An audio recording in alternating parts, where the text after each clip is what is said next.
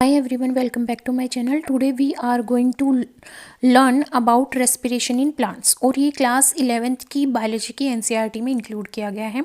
ये वीडियो मैं बना रही हूँ जो भी पीजीटी एंट्रेंस एग्जामिनेशन के लिए प्रिपेयर करते हैं उनके लिए, या फिर जो भी मतलब नीट के लिए प्रिपेयर करें उनको एनसीईआरटी रेफ़र करनी है, एनसीईआरटी से समझना है तो वो इस वीडियो को रेफ़र कर सकते हैं, क्योंकि बेसिकली इसमें एनसीईआरटी होगी और कुछ पॉइंट्स होंगे जो एनसीईआरटी में इंक्लूडेड नहीं है। वो इसलिए क्योंकि हमें थोड़ा अच्छे से समझना है, ठीक है। और दूसरा ये है कि कुछ साइंटिस्ट के नाम होंगे क्योंकि मैं पीजीटी एग्ज़ाम्स को भी टारगेट कर रही हूँ, ठीक है। रेस्पिरेशन इन प्लांट्स, देखो रेस्पिरेशन और ब्रीथिंग दोनों में डिफरेंस होता है। रेस्पिरेशन एक हम बचपन से सीखते आए हैं कि रेस्पायर कर रहे हैं। एक होती है ब्रीथिंग। ब्रीथिंग का मतलब होता है एक्सचेंज ऑफ गैसेस, ठीक है।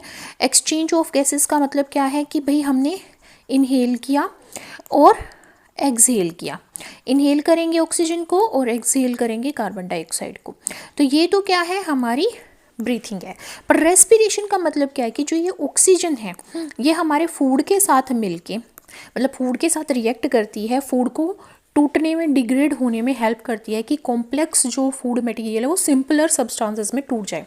जैसे फॉर एग्जांपल मैंने रोटी खाई तो रोटी से ये ग्लूकोज को निकालेगी बाहर, क्योंकि बहुत कॉम्प्लेक्स फॉर्म में उसमें शुगर प्रेजेंट होगी। तो ऑक्सीजन फूड के साथ रिएक्ट करवा के उसके सिंपलर फॉर्म में तोड़ती है, कार्बन डाइऑक्साइड को रिलीज़ करती है, वाटर रिलीज़ करती है और एटीपी रिलीज़ करती है।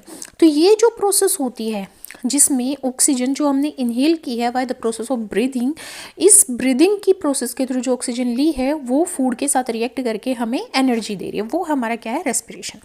अब हम इसका कुछ थोड़ा बेसिक से समझते हैं, ठीक है। कुछ बेसिक से समझते हैं कि क्या होता है अपने चैप्टर को यहाँ पे स्टार्ट करने से पहले, क्योंकि हम इस चैप्टर में क्या पढ़ने वाले हैं, क्या प्लांट्स ब्रीथ करते हैं, ग्लाइकोलाइसिस क्या होता है, फर्मेंटेशन क्या होता है, aerobic respiration, respiratory balance rate के बारे में पढ़ेंगे, एम्फीबोलिक पाथवे के बारे में पढ़ेंगे, रेस्पिरेटरी कोशिएंट के बारे में पढ़ेंगे, ठीक है।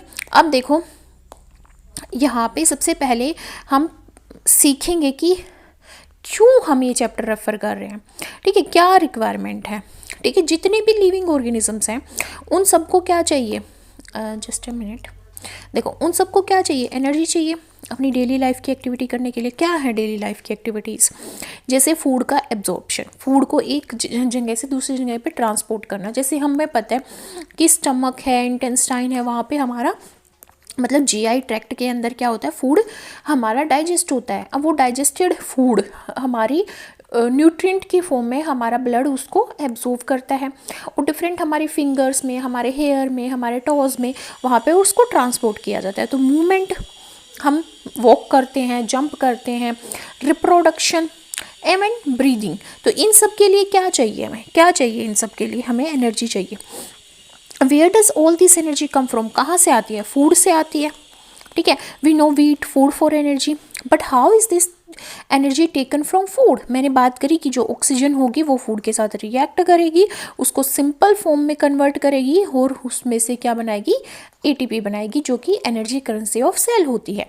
मतलब एटीपी जो क्या होता है, एडिनो साइन ट्राईफॉस्फेट, ठीक है, फॉस्फेट, इसकी फॉर्म में क्या होता है, हमारी बॉडी क्या करती है, एनर्जी का अपटेक करती है। How is this energy utilised, कैसे यूटिलाइज की जाती है, डिफरेंट एक्टिविटी परफॉर्म करने के लिए। Do all foods give the same amount of energy, no. हमें पता है कि जो फैट होते हैं वो सबसे ज़्यादा एनर्जी देते हैं, ठीक है। तो फिर हमारे कार्बोहाइड्रेट्स देते हैं। तो अलग अलग फूड मटेरियल क्या करता है, अलग अलग अमाउंट की एनर्जी देता है। Do plants eat, no, plants तो खाते ही नहीं है। Where do plants get their energy from, plants photosynthesis की प्रोसेस के थ्रू क्या करते हैं, अपना फूड प्रिपेयर करते हैं, डेट इज स्टार्च, और उस स्टार्च को तोड़ के वो क्या करते हैं, एनर्जी लेते हैं। And micro organism for their energy requirement, micro organisms कुछ होते हैं जो सेप्रोट्रोपिक भी होते हैं, डेड डिगेइंग मैटर पे फीड करते हैं, कुछ हेट्रोट्रोपिक होते हैं जो दूसरे ऑर्गेनिज्म पे फीड करते हैं, कुछ केमोऑटोट्रोपिक होते हैं जो केमिकल से अपना फूड प्रिपेयर करते हैं। In reality, the process of breathing is very much connected to the process of relief of release of energy from food. क्यों? क्योंकि ब्रीथिंग में क्या होता है, एक्सचेंज ऑफ गैसेस। हमने क्या करा, ऑक्सीजन को इनहेल किया और उससे हमने फूड को तोड़ा जिससे एनर्जी रिलीज होगी। All the energy required for life process is obtained by oxidation. Oxidation का मतलब क्या होता है, क्लास 10th में हम पढ़ते हैं, जब ऑक्सीजन किसी चीज़ के साथ बाइंड करती है तो उस प्रोसेस को क्या कहते हैं, ऑक्सीडेशन। यहाँ पे हमारा जो फूड है उसके साथ कौन रिएक्ट कर रहा है, ऑक्सीजन, तो ये क्या है, ऑक्सीडेशन। ठीक है। ऑफ सम मैक्रोमोलिक्यूल्स, मैक्रोमोलिक्यूल्स की फॉर्म में जो कार्बोहाइड्रेट प्रेजेंट है, जिसमें हमारी मोनोमर यूनिट जुड़ के एक मैक्रोमोलिक्यूल की फॉर्मेशन करती है, उसके साथ ऑक्सीजन रिएक्ट करके उसको सिंपलर फॉर्म यानी कि मोनोमेरिक फॉर्म में कन्वर्ट करती है। Only green plants and cyanobacteria can prepare their food. क्यों? क्योंकि इनके अंदर क्या होता है, क्लोरोफिल होता है। कौन सी प्रोसेस के थ्रू, फोटोसिंथेसिस के थ्रू। ये लाइट एनर्जी को ट्रैप कर लेते हैं और उसको केमिकल एनर्जी में कन्वर्ट कर देते हैं, जो हमारी मतलब प्लांट्स की बॉडी में कार्बोहाइड्रेट की फॉर्म में स्टोर होती है, जैसे ग्लूकोज की फॉर्म में, सुक्रोज की फॉर्म में या फिर स्टार्च की फॉर्म में। We must remember that in green plants too, सारी सेल्स टिश्यू या ऑर्गन फोटोसिंथेसिस नहीं कर पाते। जैसे हम बार्क की बात करें या स्टेम की बात करें, वो तो वुडी होता है ना, वो तो वुडी होता है, वो तो हमारा डार्क ब्राउन कलर का भी होता है या फिर हमारा थोड़ा पेल ब्राउन कलर का होता है ना, मतलब उसके अंदर क्लोरोफिल नहीं होता। ठीक है, क्लोरोफिल नहीं होता तो वो तो फोटोसिंथेसिस नहीं करता है, तो उसके अंदर कहाँ से आता है हमारा फूड, फूड ट्रांसपोर्ट होता है, लीव से वहाँ पे ट्रांसफ़र किया जाता है और वहाँ पे मोस्टली डेड सेल्स प्रेजेंट होती हैं, बार्क में मोस्टली डेड सेल्स प्रेजेंट होती हैं। ठीक है। Hence, even in green plants, all other organs, tissue and cell that are non-green need food for oxidation. उनको भी oxidation के लिए food चाहिए. Hence, food has to be translocated. Translocate किया जाता है phloem tissue के through एक organ से दूसरे organ में. एनिमल्स क्या हेट्रोट्रोपिक है. हेट्रोट्रोपिक क्या होते हैं, जो दूसरे ऑर्गेनिज्म से अपना फूड प्रिपेयर करते हैं. जैसे हम ह्यूमन बींग्स प्लांट से ऑब्टेन करते हैं तो वी आर हेट्रोट्रोपिक. ठीक है, पर हेट्रोट्रोपिक में भी हमारे टाइप्स होते हैं, जैसे हर्बीवोर्स, कार्निवोर्स और ओमनीवोर्स. ठीक है, हर्बीवोर्स जो प्लांट बेस्ड मटेरियल खाते हैं, जो प्लांट से ऑब्टेन्ड मटेरियल पे फीड करते हैं. कार्निवोर्स जो मीट खाते हैं. ठीक है, ओमनीवोर्स जो दोनों चीज़ें खाते हैं. ठीक है, कुछ सेप्रोफाइट्स होते हैं जैसे फंजाई हमारी, ये डेड और डिकेइंग मैटर पे फीड करती है. अब यहाँ पे क्या इंपॉर्टेंट है, ये इंपॉर्टेंट है ये रिकॉग्नाइज करना कि जो अल्टीमेटली जो भी फूड है उसकी ज़रूरत होती है हमारी लाइफ प्रोसेस को सपोर्ट करने के लिए. क्या होती है लाइफ प्रोसेस, जैसे breathing, absorption, assimilation, movement, reproduction, ये सब क्या है, लाइफ प्रोसेस है. क्लास 10th में हम पढ़ते हैं लाइफ प्रोसेस. लाइफ प्रोसेस को सपोर्ट करने के लिए किसकी ज़रूरत है, फूड की ज़रूरत है, ये हमें पता चल गया. अब ये फूड इनडायरेक्टली बात करें तो हर किसी ऑर्गेनिज्म के लिए ये कहाँ से आ रहा है, फोटोसिंथेसिस से, क्योंकि प्लांट्स ने फोटोसिंथेसिस के थ्रू फूड प्रिपेयर किया, हमने प्लांट को खाया, हमें किसी और ने खाया, तो इनडायरेक्टली क्या है, फोटोसिंथेसिस से आ रहा है. तो इस चैप्टर में हम क्या पढ़ेंगे, सेलुलर रेस्पिरेशन के बारे में पढ़ेंगे कि सेल कैसे रेस्पायर करती है, वो अपने फूड को कैसे तोड़ती है, कैसे एनर्जी रिलीज होती है, क्या प्रोडक्ट बनता है. ठीक है, ये प्रोसेस हम पढ़ेंगे. और the mechanism of breakdown of food material within the cell to release energy. तो सेलुलर रेस्पिरेशन का मतलब ही क्या है, सेलुलर रेस्पिरेशन का मतलब है एक ऐसा मैकेनिज्म जिसमें क्या होता है, फूड हमारा टूट जाता है सेल के अंदर ताकि एनर्जी रिलीज हो सके. ठीक है, इस एनर्जी को एटीपी की फॉर्म में सिंथेसाइज किया जाता है. Photosynthesis of course takes place within the chloroplast, eukaryotes में, क्योंकि प्लांट्स भी किस में आते हैं, यूकैरियोट्स के अंदर आते हैं. Whereas the breakdown of complex molecules to add energy takes place in the cytoplasm. इसने बोला कि फोटोसिंथेसिस तो किस में होती है, क्लोरोप्लास्ट में, और फूड का ब्रेकडाउन किस में होता है, साइटोप्लाज्म में और या फिर माइटोकॉन्ड्रिया में, क्योंकि यहाँ पे क्या बनती है, एटीपी. ठीक है, किसके अंदर, यूकैरियोट्स के अंदर. द ब्रेकिंग ऑफ कार्बन का, ये बीच में बॉन्ड दिखा रखा है, ये कोवलेंट बॉन्ड है. ठीक है, कार्बन कार्बन के बीच में जो बॉन्ड होता है कॉम्प्लेक्स कंपाउंड में, उसको तोड़ा जाता है ऑक्सीडेशन की प्रोसेस के थ्रू, मतलब ऑक्सीजन की प्रेजेंस में, जिसकी वजह से हमारे सिंपलर सब्सटेंस में वो कॉम्प्लेक्स कंपाउंड कन्वर्ट होता है और एनर्जी रिलीज होती है.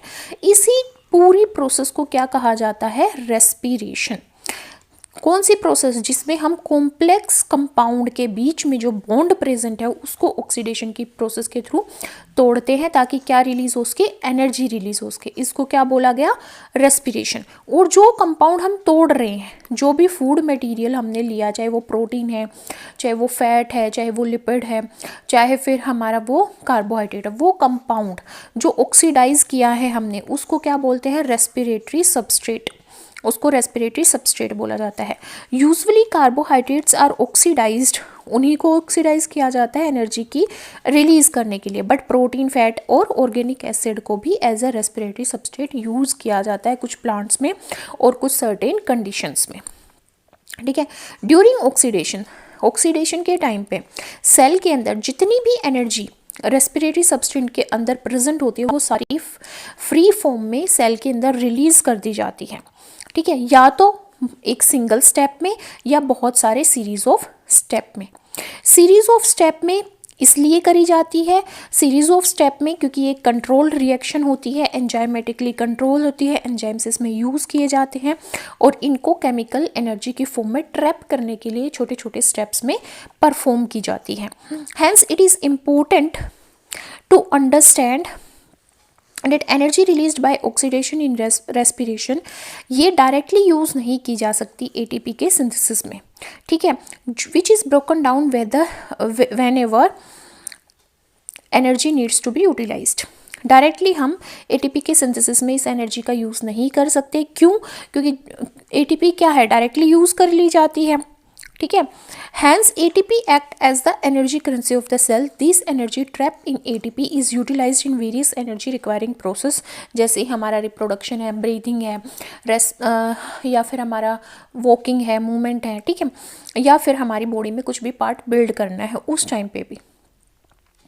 ठीक है, तो जो भी कार्बन स्केलेटन प्रोड्यूस होता है, कार्बन स्केलेटन क्या, जब हम बॉन्ड को तोड़ेंगे तो कुछ सिंपलर फॉर्म में प्रोडक्ट बचेगा, उसको भी हम दूसरे कंपाउंड्स की सिंथेसिस के लिए यूज़ कर लेते हैं, दूसरे कंपाउंड को सिंथेसाइज करने के लिए यूज़ कर लेते हैं।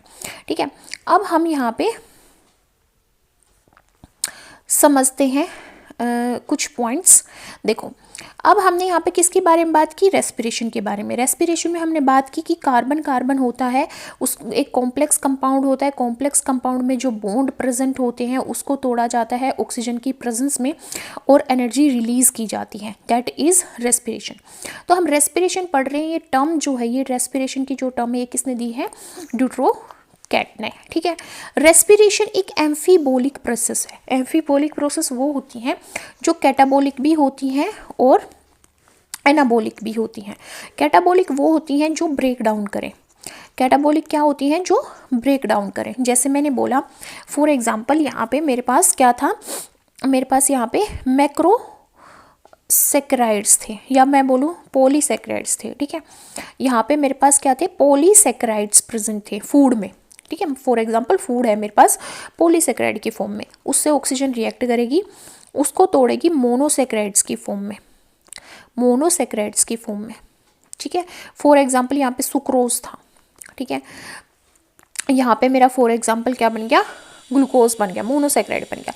और यहाँ पे कार्बन डाइऑक्साइड रिलीज होगी जो बाहर एक्सेल कर दी जाएगी ब्रीदिंग के टाइम पे, वाटर जो यूटिलाइज कर लिया जाएगा, एनर्जी निकलेगी जो एटीपी की फॉर्म में स्टोर कर ली जाएगी। ठीक है, तो कैटाबोलिज्म क्या है, पॉलीसेक्राइड को तोड़ना। अब यहाँ पे जो भी ग्लूकोज बन रहा है, अब इस ग्लूकोज को अगर मैं किसी प्रोटीन के साथ बाइंड कर दूँ तो वो क्या है, एनाबोलिक प्रोसेस, क्योंकि एक ऐसा प्रोटीन मेरे को चाहिए था जो ग्लाइकोसाइलेटेड प्रोटीन था। क्या वर्ड मैंने यूज़ किया, ग्लाइकोसाइलेटेड। ग्लाइकोसाइलेटेड का मतलब क्या है कि ग्लूकोज से मैंने बाइंड करके प्रोटीन को मॉडिफाई कर दिया। कहीं मेरी बॉडी में रिक्वायरमेंट है ऐसे प्रोटीन की जो क्या हो, ग्लाइकोसाइलेटेड हो। ठीक है, तो ये क्या होगी, एनाबोलिक प्रोसेस। तो हमारी जो रेस्पिरेशन है, इट इज़ अ एम्फीबोलिक प्रोसेस। एम्फीबोलिक का मतलब है दो रिएक्शन इसमें होती है, एक कैटाबोलिक और एक एनाबोलिक। जैसे एग्जाम्पल के तौर पे देखो, एसिटाइल कोएंजाइम है। एसिटाइल कोएंजाइम कब बनता है, पायरुविक एसिड से बनता है। हम पढ़ेंगे आगे इसी चैप्टर में, पायरुविक एसिड से हमारा एसिटाइल कोएंजाइम बनता है। एसिटाइल कोएंजाइम का यूज़ हम फैटी एसिड बनाने के लिए भी यूज़ कर सकते हैं और जिबरलिक एसिड बनाने के लिए भी यूज़ कर सकते हैं, जो एक टाइप होता है प्लांट हार्मोन का। जिबरलिक एसिड प्लांट हार्मोन है। ठीक है। अब इसी तरह जैसे ऑक्सैलो एसिटिक एसिड हो या अल्फा कीटो ग्लूटारिक एसिड हो, उसका यूज़ करते हैं हम अमाइनो एसिड की फॉर्मेशन के लिए। सक्सिनाइल कोएंजाइम ए है, इसका यूज़ करते हैं फाइटोक्रोम बनाने के लिए, साइटोक्रोम बनाने के लिए, कुछ क्लोरोफिल बनाने के लिए भी इसका यूज़ किया जाता है। अब रेस्पिरेशन के भी टाइप्स होते हैं, क्या होते हैं, रेस्पिरेशन के भी यहाँ पे टाइप्स होते हैं। ठीक है, रेस्पिरेशन दो तरह का यहाँ पे होता है, होता फ्लोटिंग टाइप का रेस्पिरेशन, और एक हमारा क्या था, प्रोटोप्लाज्मिक रेस्पिरेशन। फ्लोटिंग रेस्पिरेशन जिसमें फैट और कार्बोहाइड्रेट का क्या किया जाता है, ऑक्सीडेशन किया जाता है, मतलब इनको एज ए सब्सट्रेट यूज़ किया जाता है ताकि इनका ऑक्सीडेशन करके एनर्जी रिलीज़ की जा सके। ये कॉमन टाइप का होता है, मोस्टली यही परफॉर्म होता है। प्रोटोप्लाज्मिक रेस्पिरेशन जिसमें प्रोटीन को एज ए सब्सट्रेट यूज़ किया जाए। ठीक है, और ये कब होता है, जब हम बहुत लंबे टाइम तक फास्टिंग कर लेते हैं तो जो भी हमारी बॉडी में प्रोटीन स्टोर होता है वो ऑक्सीडाइज होने लग जाता है, यूरिन में भी वही आने लग जाता है, वो होता है प्रोटोप्लाज्मिक रेस्पिरेशन। नेक्स्ट क्वेश्चन जो यहाँ पे एनसीईआरटी रेज करती है वो क्या है कि क्या प्लांट ब्रीथ करते हैं? यस। क्यों? क्योंकि उनको भी रेस्पिरेशन के लिए ऑक्सीजन चाहिए, और वो भी कुछ कंडीशन में। कुछ प्लांट्स होते हैं जो नाइट के टाइम पे कार्बन डाइऑक्साइड गिव आउट करते हैं, और कुछ एक डिफरेंट इन्वायरमेंटल कंडीशन में करते हैं। ठीक है, तो उनको भी ऑक्सीजन चाहिए रेस्पिरेशन के लिए, और वो भी कार्बन डाइऑक्साइड रिलीज करते हैं। ठीक है, कोई स्पेशलाइज्ड ऑर्गन नहीं होता बट प्लांट्स के अंदर गैसेस एक्सचेंज के लिए, जैसे हमारे पास लंग्स होते हैं या इंसेक्ट्स में ट्रेकिया होते हैं। ठीक है, इस तरह से, या फिर हम फिशेस की बात करें तो वहाँ पे गिल्स होते हैं, उस तरह से यहाँ पे प्लांट्स के अंदर कोई भी स्पेशलाइज्ड ऑर्गन्स नहीं होते, but they do have stomata. Stomata हमने पढ़ा है, इस तरह से गार्ड सेल्स से एक पोर होता है, जो गार्ड सेल्स जिसको क्या करती हैं, प्रोटेक्ट करती हैं। ठीक है, और क्लोजिंग उसके मतलब ओपनिंग और क्लोजिंग में हेल्प करती हैं स्टोमेटा की। लेंटी सेल्स कहाँ पे प्रेजेंट होती हैं? स्टेम में प्रेजेंट होती हैं। तो स्टोमेटा और लेंटी सेल्स ये कहाँ पे प्रेजेंट होगा? लीफ में प्रेजेंट होगा। ये कहाँ पे प्रेजेंट होंगी? स्टेम में प्रेजेंट होंगी। तो ये दो ही चीज़ें हैं जो क्या करेंगी, गैसेस एक्सचेंज करेंगी प्लांट्स के अंदर। First, each plant part take care of its own gas exchange. क्यों? क्योंकि जैसे हमने प्लांट्स में फूड के बारे में बात करते हैं कि फूड क्या होता है, प्लांट्स में ट्रांसलोकेट होता है, मतलब जो फ्लोएम है वो उसको ट्रांसपोर्ट करता है। ठीक है, लीव से डिफरेंट ब्रांचेस में, रूट्स में। बट प्लांट्स के अंदर गैस बहुत कम अमाउंट में ट्रांसपोर्ट की जाती है। क्यों? क्योंकि हर एक पार्ट जो होता है प्लांट का वो अपनी गैस की रिक्वायरमेंट खुद फुलफिल करता है। There is very little transport of gases from one plant part to another. Plant do not present great demand for gas exchange. ऐसा क्यों होता है? क्योंकि जो रूट होती है, स्टेम होती है, लीफ होती है, वो बहुत कम स्लोअर रेट पे रेस्पायर करती हैं एज़ कम्पेयर टू एनिमल्स। ठीक है, हम जैसे हमें तो बहुत ज़्यादा रनिंग करनी होती है, जंप करना होता है, बहुत सारी एक्टिविटी करनी होती है, बट उनको नहीं करनी होती। तो प्लांट्स की रूट, स्टेम और लीव्स बहुत स्लोअर रेट पे रेस्पायर करती हैं। सिर्फ किस पे ज़्यादा गैस एक्सचेंज होता है प्लांट्स के अंदर? फोटोसिंथेसिस के टाइम पे ही ज़्यादा अमाउंट में गैसेस एक्सचेंज होता है। Each leaf is well adapted to take care of its own need. क्यों? क्योंकि उनके अंदर क्या है? स्टोमेटा प्रेजेंट है, जो उनकी गैस की रिक्वायरमेंट को फुलफिल कर देता है। जब फोटोसिंथेसिस कर रहे होते हैं तो जो कार्बन डाइऑक्साइड की अवेलेबिलिटी है वो कोई भी प्रॉब्लम नहीं होती, क्योंकि क्या होता है, फोटोसिंथेसिस के टाइम पे बाई प्रोडक्ट की फॉर्म में ऑक्सीजन रिलीज़ की जाती है हर एक सेल में प्लांट्स की। तो प्लांट्स अपनी रिक्वायरमेंट जो है रेस्पिरेशन की वो फुलफिल कर लेता है। थर्ड, जो डिस्टेंस है वो बहुत लार्ज होती है प्लांट्स में। अगर मान लो हमें क्या करना पड़े, गैस ट्रांसपोर्ट करनी पड़े, तो बहुत बल्कि प्लांट्स होते हैं, बहुत लार्ज साइज़ के प्लांट्स होते हैं, तो बहुत लार्ज डिस्टेंस हो जाएगी। ठीक है, तो इसको मतलब इसलिए उनके अंदर गैस ट्रांसपोर्ट नहीं करी जाती, हर एक सेल सरफेस पे प्रेजेंट होती है और वो अपनी जो नीड है गैस की, गैस एक्सचेंज की, वो फुलफिल कर लेती है। ठीक है, लीव्स में तो होता ही है, बट स्टेम के अंदर भी जो लिविंग सेल्स होंगी वो थिन लेयर्स में बाहर बार्क की साइड पे प्रेजेंट होंगी ताकि वो सांस ले इसके लेंटी सेल्स के थ्रू। ठीक है, किसके थ्रू? लेंटी सेल्स के थ्रू। और अदरवाइज जो सेल्स प्रेजेंट होती हैं, जो डेप्थ में प्रेजेंट होती है, वो डेड होती है, जो सिर्फ मैकेनिकल सपोर्ट के लिए प्रेजेंट होती हैं। Thus most cells of plant have at least one part of their surface किसके कॉन्टेक्ट में होता है? एयर के कॉन्टेक्ट में होता है। ऐसा क्यों होता है? क्योंकि हम पढ़ते हैं पैरेन्काइमा स्क्लेरेन्काइमा के बारे में। तो यहाँ पे जो पैरेन्काइमा होता है वो क्या करता है? गैसियस एक्सचेंज में हेल्प करता है। एक्वेटिक प्लांट में भी अब स्टडी करते हैं कि पैरेन्काइमा क्या करता है, उनको सर्वाइव करने में हेल्प करते हैं। तो पैरेन्काइमा की फॉर्म में सेल्स लूजली पैक्ड होती हैं लीव्स में, स्टेम्स में और रूट्स में, और वो सरफेस पे प्रेजेंट होती हैं। रूट्स में लीफ स्टेम में बात करें तो लेंटिसेल्स ओपनिंग होती है, और लीफ में बात करें तो स्टोमेटा ओपनिंग होती है, जहाँ से एयर एक्सचेंज हो जाती है। अब हम बात कर रहे थे कि जो हमारा रेस्पिरेशन है उसमें क्या होता है? ग्लूकोज का ब्रेकडाउन होता है, ग्लूकोज का ऑक्सीडेशन होता है, ठीक है, जिसको हम क्या बोल सकते हैं कि ग्लूकोज का ऑक्सीडेशन होकर उसको सिंपलर सब्सटेंसेस में तोड़ा जा रहा है, ठीक है, सिंपलर सब्सटेंसेस में तोड़ा जा रहा है और हमारी एनर्जी रिलीज़ की जा रही है। तो यहाँ पे जो कंप्लीट कंबस्शन होता है ग्लूकोज का, ताकि एनर्जी भी रिलीज़ हो जाए, carbon dioxide as a waste भी प्रोड्यूस हो जाए, और वाटर भी हमारी मेटाबॉलिक प्रोसेस के लिए रिलीज़ हो जाए, उसके लिए हमें क्या चाहिए होती है? ऑक्सीजन चाहिए होती है। तो यहाँ पे कंप्लीट कंबस्शन या कंप्लीट ऑक्सीडेशन बोल सकते हैं, या फिर हम बोले कि कंप्लीट ब्रेकडाउन जो है ग्लूकोज का एनर्जी रिलीज़ करने के लिए, या फिर डाइजेशन भी बोल सकते हैं। हम इसको रेस्पिरेशन भी बोलते हैं, क्योंकि रेस्पिरेशन में क्या होता है? जो भी हमने फूड प्रोडक्ट लिया, फॉर एग्जांपल ग्लूकोज की फॉर्म में लिया, ठीक है, डायरेक्ट हम ग्लूकोन डी पी रहे हैं, ग्लूकोज ले रहे हैं डायरेक्ट, ठीक है, उस फॉर्म में अगर मैंने फूड लिया, ठीक है, तो यहाँ पे क्या आ गया? ग्लूकोज आ गया। वो क्या करेगा? मैंने इनहेल किया, ऑक्सीजन ली, ऑक्सीजन के साथ रिएक्ट करेगा, तो ऑक्सीजन की प्रेजेंस में क्या होता है? कंबस्शन। इसको मैं डाइजेशन भी बोल सकती हूँ, रेस्पिरेशन भी बोल सकती हूँ, ठीक है। तो फूड यहाँ पे क्या करा? ग्लूकोज ऑक्सीजन की प्रेजेंस में टूट गया सिंपलर सब्सटेंसेस में, मतलब कि कार्बन डाइऑक्साइड में टूट गया, जो कि वेस्ट प्रोडक्ट है, एक्सेल कर दी जाएगी। वाटर में टूट गया, जो मेटाबॉलिक प्रोसेस में यूज़ कर लिया जाएगा। और energy about 270 kilo joule energy aerobic respiration के टाइम पे रिलीज़ होती है, ठीक है। अब ये जो कंप्लीट कंबस्शन है, ये जो रेस्पिरेशन की प्रोसेस है, ये कहाँ पे होती है? माइटोकॉन्ड्रिया के अंदर होती है, ठीक है।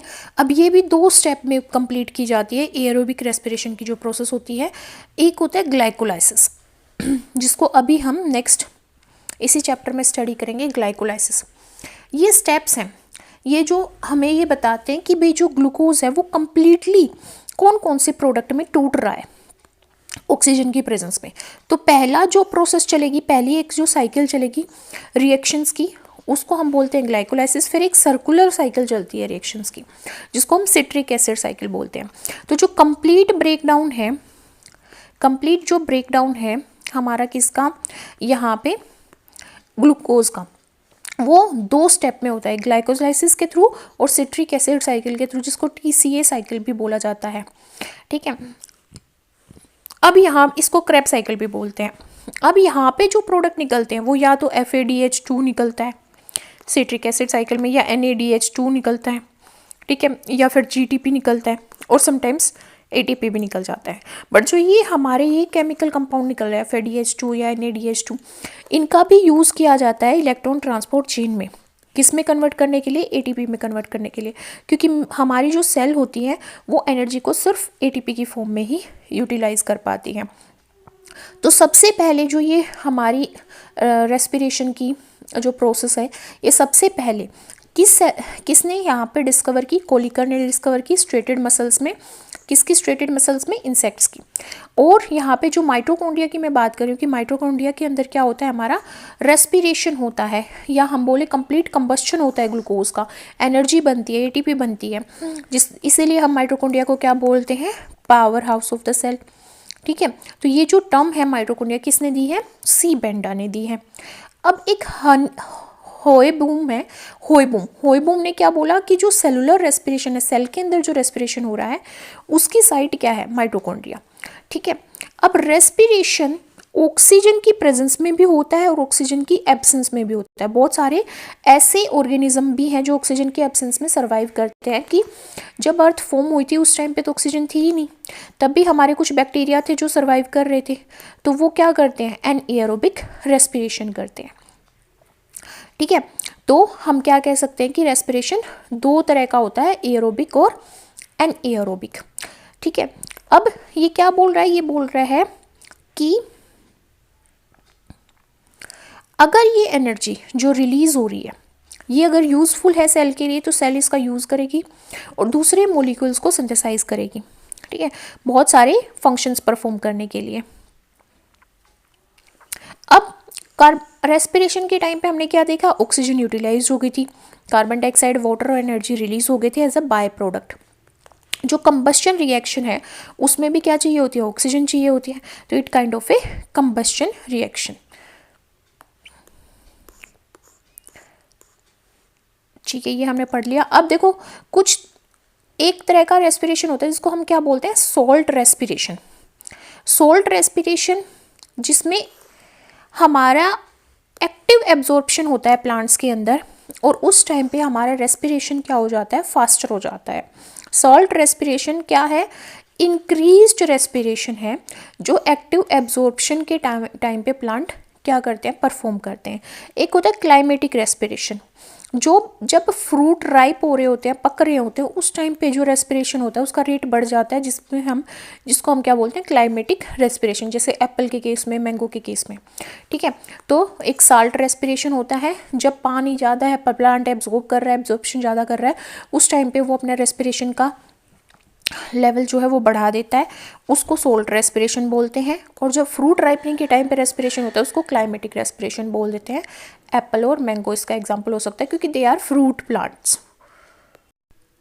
अब नेक्स्ट हमारे पास क्या आता है, ग्लाइकोलाइसिस, ठीक है। ग्लाइकोलाइसिस जैसे मैंने बात की कि जो ग्लूकोज है, ग्लूकोज का क्या होगा, ऑक्सीडेशन, मतलब ये ऑक्सीजन के साथ कंबाइन करेगा, कार्बन डाइऑक्साइड रिलीज करेगा। अब ग्लूकोज में क्या होता है, 6 कार्बन होते हैं, C6H12O6, तो इसको बैलेंस करने के लिए 6 कार्बन डाइऑक्साइड रिलीज होता है, 6 वाटर रिलीज हो जाते हैं और हमारी एनर्जी रिलीज हो जाती है, ठीक है। अब ये जो ग्लूकोज है ना, ये इतनी सिंपल रिएक्शन में कंप्लीट नहीं होता, मतलब कंप्लीटली टूटता नहीं है। ग्लूकोज को तोड़ने के लिए जैसे हमने बोला कि 2 स्टेप्स चाहिए, पहला होता है ग्लाइकोलाइसिस और सेकंड हमारा क्या होता है, TCA साइकिल, जिसको हम सिट्रिक एसिड साइकिल भी बोलते हैं, क्रेब्स साइकिल भी बोलते हैं। तो पहले हम बात करेंगे ग्लाइकोलाइसिस की। जो ग्लाइकोलाइसिस है वो एक ग्रीक वर्ड से लिया गया है, ये वर्ड ग्लाइकोज। ग्लाइकोज का मतलब क्या होता है, शुगर, और लाइसिस का मतलब क्या होता है, स्प्लिटिंग, मतलब ग्लूकोज को तोड़ना, शुगर को तोड़ना। अब जो ये ग्लाइकोलाइसिस की प्रोसेस है ये सबसे पहले किसने दी थी, 3 लोगों ने दी थी, गस्टाव, एम्डन, मेयरहोफ और परनास। इसीलिए इसको EMP पाथवे बोला जाता है, एम्डन, मेयरहोफ और परनास पाथवे, EMP पाथवे भी इसको बोला जाता है, ठीक है। अब हमने बोला था कि जो ग्लूकोज है ज़रूरी नहीं है कि वो ऑक्सीजन की प्रेजेंस में ही टूटेगा, क्योंकि ये जो रेस्पिरेशन होता है उसी में क्या होता है, ग्लूकोज का ब्रेकडाउन होता है।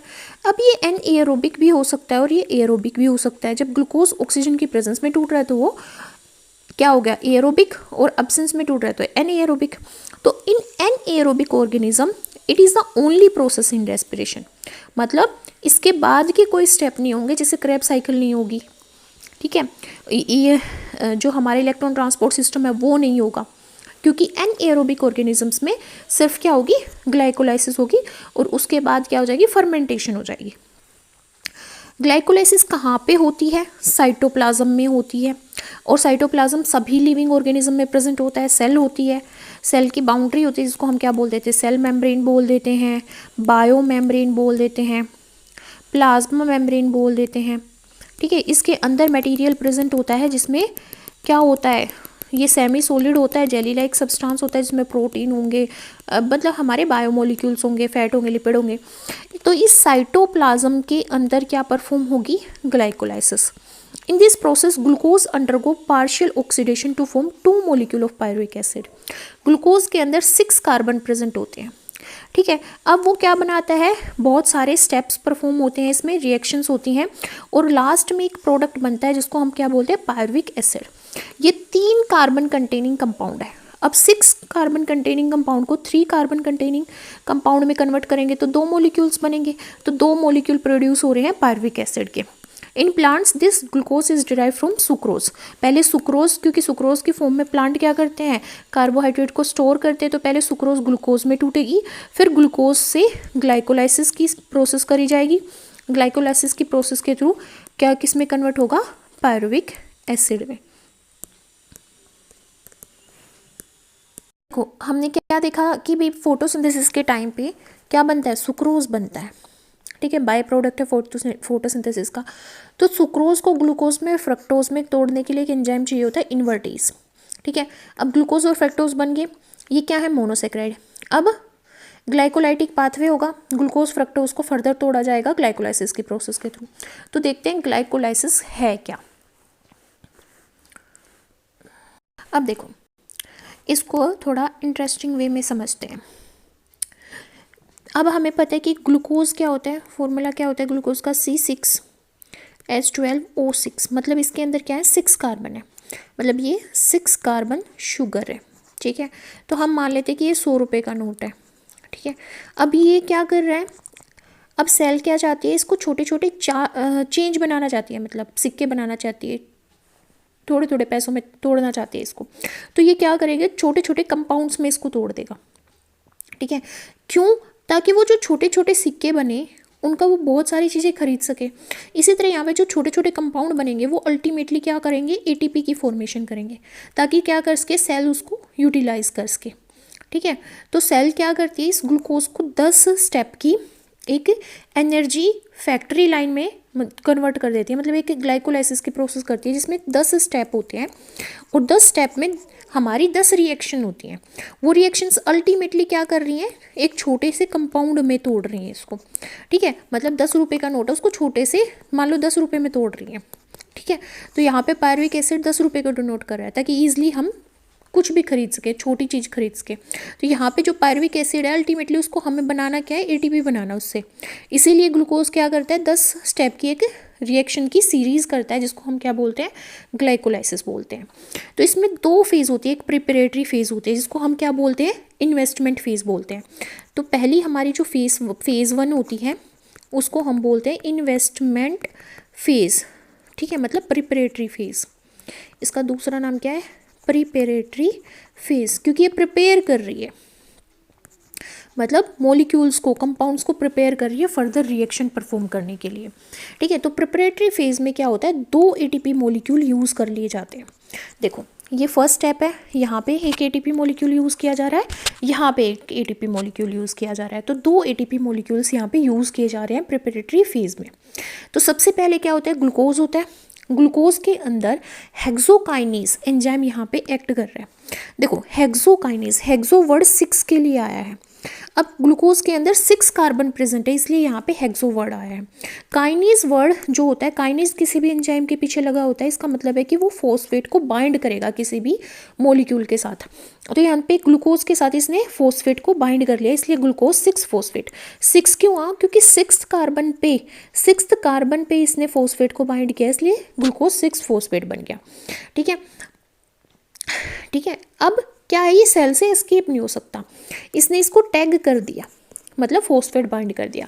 अब फिर क्या आता है, एक और दूसरा एंजाइम आता है फॉस्फोग्लूकेज आइसोमेरेज। देखो आइसोमेरेज में क्या होता है, आइसोमेरेज वो होते हैं, 2 मॉलिक्यूल होते हैं जिनका फंक्शन, मतलब जिनकी प्रॉपर्टी अलग हो सकती है, केमिकल प्रॉपर्टीज़ कह सकते हैं, जिनके ऊपर फंक्शनल ग्रुप डिफरेंट हो सकता है, बट उनका जो मॉलिक्यूलर स्ट्रक्चर होता है वो सेम होता है। जैसे ग्लूकोज और फ्रक्टोज की बात करें तो एक में फ्रक्टोज में क्या होगा, कीटोन ग्रुप होगा, इसमें क्या होता है, कीटोन ग्रुप होता है। पर जो हमारा ग्लूकोज होता है उसमें क्या प्रेजेंट होता है, एल्डिहाइड ग्रुप प्रेजेंट होता है, CHO ग्रुप प्रेजेंट होता है। तो यहाँ पे क्या बनेगा, फॉस्फोग्लूकोज आइसोमरेज, जो क्या करता है, ग्लूकोज 6 फॉस्फेट को फ्रक्टोज 6 फॉस्फेट में कन्वर्ट कर देता है। यहाँ पे क्या होगा, एक और एटीपी मॉलिक्यूल यूटिलाइज होगा, और यहाँ पे कौन सा एंजाइम यूज होगा, फॉस्फोफ्रक्टोकाइनेज। ठीक है, अब यहाँ पे क्या होता है, फर्स्ट पोजीशन पे भी फॉस्फेट बाइंड हो जाती है और 6th पोजीशन पे भी फॉस्फेट बाइंड हो जाती है। तो फ्रक्टोज 1,6 बिस फॉस्फेट बन जाएगा यहाँ पे।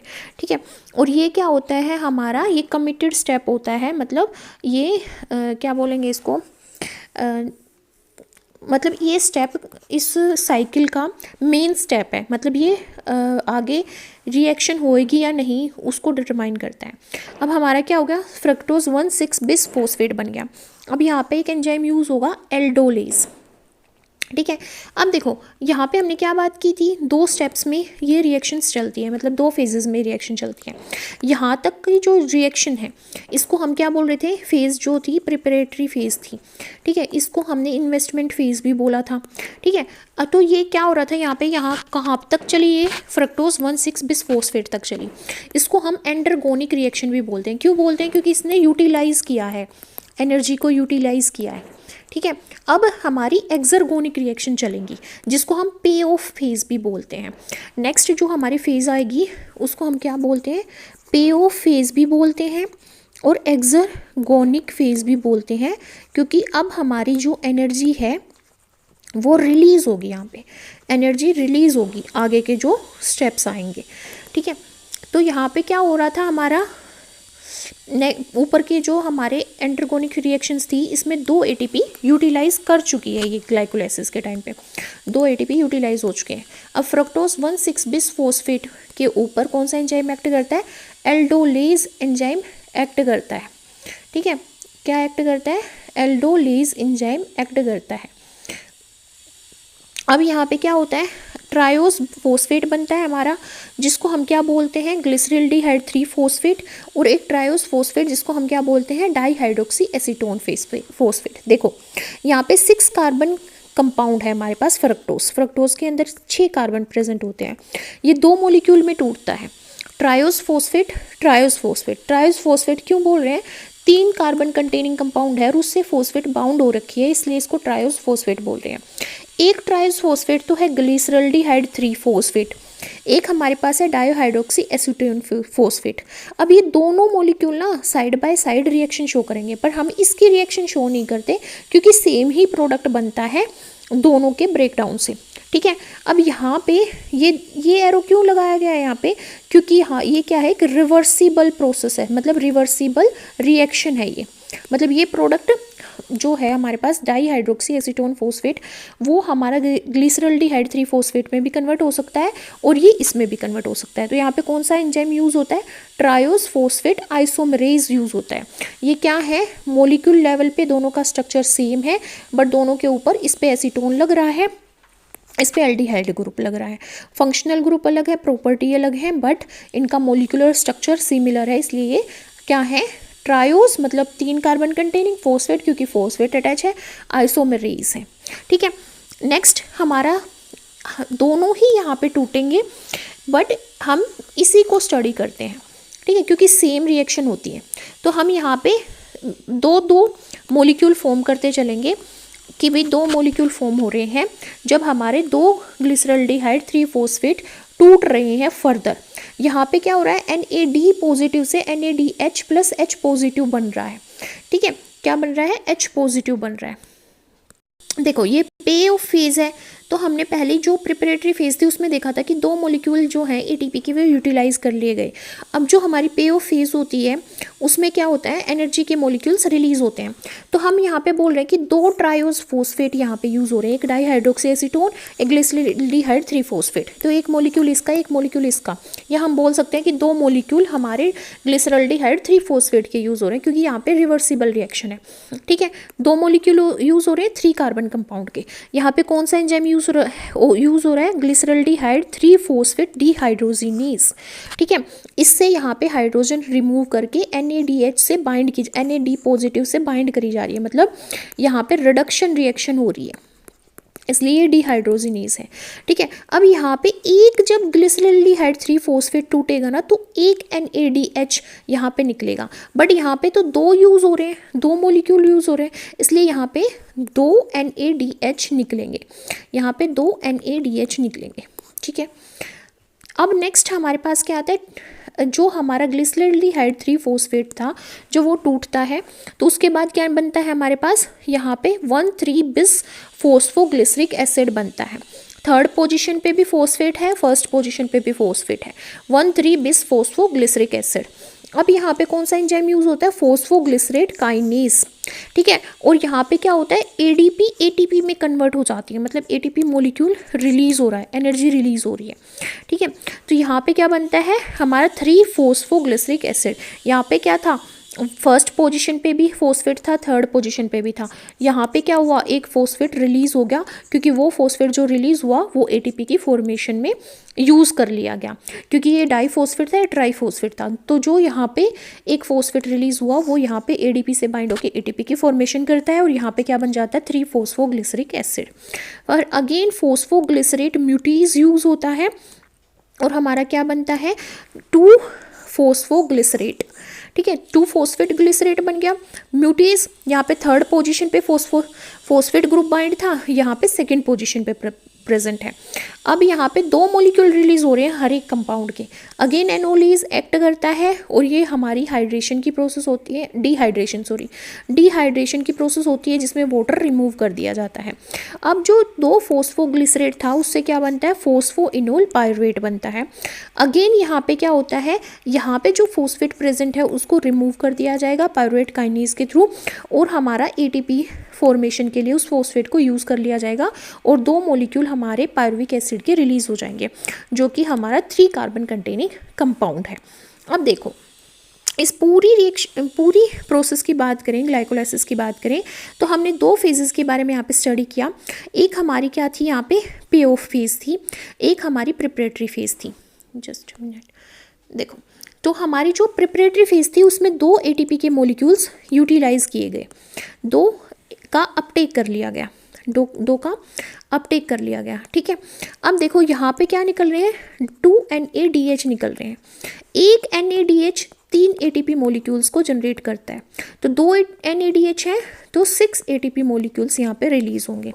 ठीक है, फिर यहाँ पे भी क्या हो रहा है, नेक्स्ट हमारा यहाँ पे भी क्या हो रहा है, 2 ATP मॉलिक्यूल रिलीज हो रहे हैं, यहाँ पे भी 2 ATP मॉलिक्यूल्स रिलीज हो रहे हैं।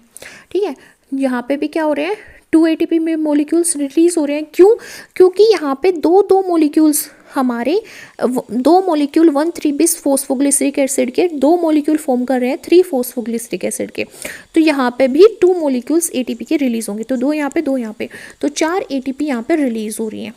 ठीक है, तो यहाँ पे 2 हमने ले ली थी और 4 हमने दे दी, तो नेट बोले तो यहाँ पे क्या बची, 2 ATP, और 6 यहाँ पे थी, तो टोटल हमारे पास कितना एनर्जी यहाँ पे बनी, 8 ATP मॉलिक्यूल्स की फॉर्मेशन यहाँ पे होती है ग्लाइकोलाइसिस के टाइम पे। ग्लाइकोलाइसिस का जो नेट प्रोडक्ट है वो क्या है, 2 मॉलिक्यूल पायरुविक एसिड के रिलीज होते हैं जो 3 कार्बन कंटेनिंग कंपाउंड है।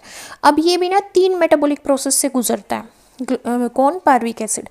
एक तो होती है हमारी 3 मेजर पाथवे होते हैं, एक होता है जिसमें हमारी लैक्टिक एसिड फर्मेंटेशन होता है, दूसरा एल्कोहलिक फर्मेंटेशन, और चौथा होता है एरोबिक रेस्पिरेशन। ठीक है, फर्मेंटेशन कब होगी, जब एनएरोबिक कंडीशन होगी। बहुत सारे प्रोकैरियोटिक सेल्स में, बहुत सारे यूनिसेलर यूकैरियोट्स में भी हमारी क्या होती है, एनएरोबिक रिएक्शन होती है। बट एरोबिक रेस्पिरेशन में क्या होता है, जो हमारा पायरुविक एसिड बना है वो कंप्लीटली टूट जाता है।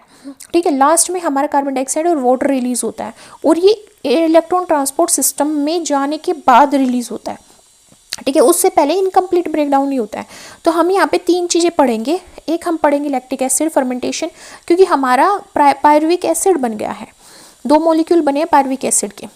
एक बार ये डिपेंड करता है कौन सा ऑर्गेनिज्म है, ठीक है, और कौन सी रिएक्शन हो रही है। ठीक है, लैक्टिक एसिड फर्मेंटेशन किस किस में हो सकता है, लैक्टिक एसिड फर्मेंटेशन यहाँ पे लैक्टोबैसिलस में हो सकता है जो कड़ की फॉर्मेशन करता है, या फिर ह्यूमन की मसल सेल्स में होता है जब हम एक्सरसाइज करते हैं, या फिर यहाँ पे क्या हो सकता है, ईस्ट फर्मेंटेशन, जिसको हम एल्कोहलिक फर्मेंटेशन भी बोलते हैं, जिसमें एल्कोहल की फॉर्मेशन होगी।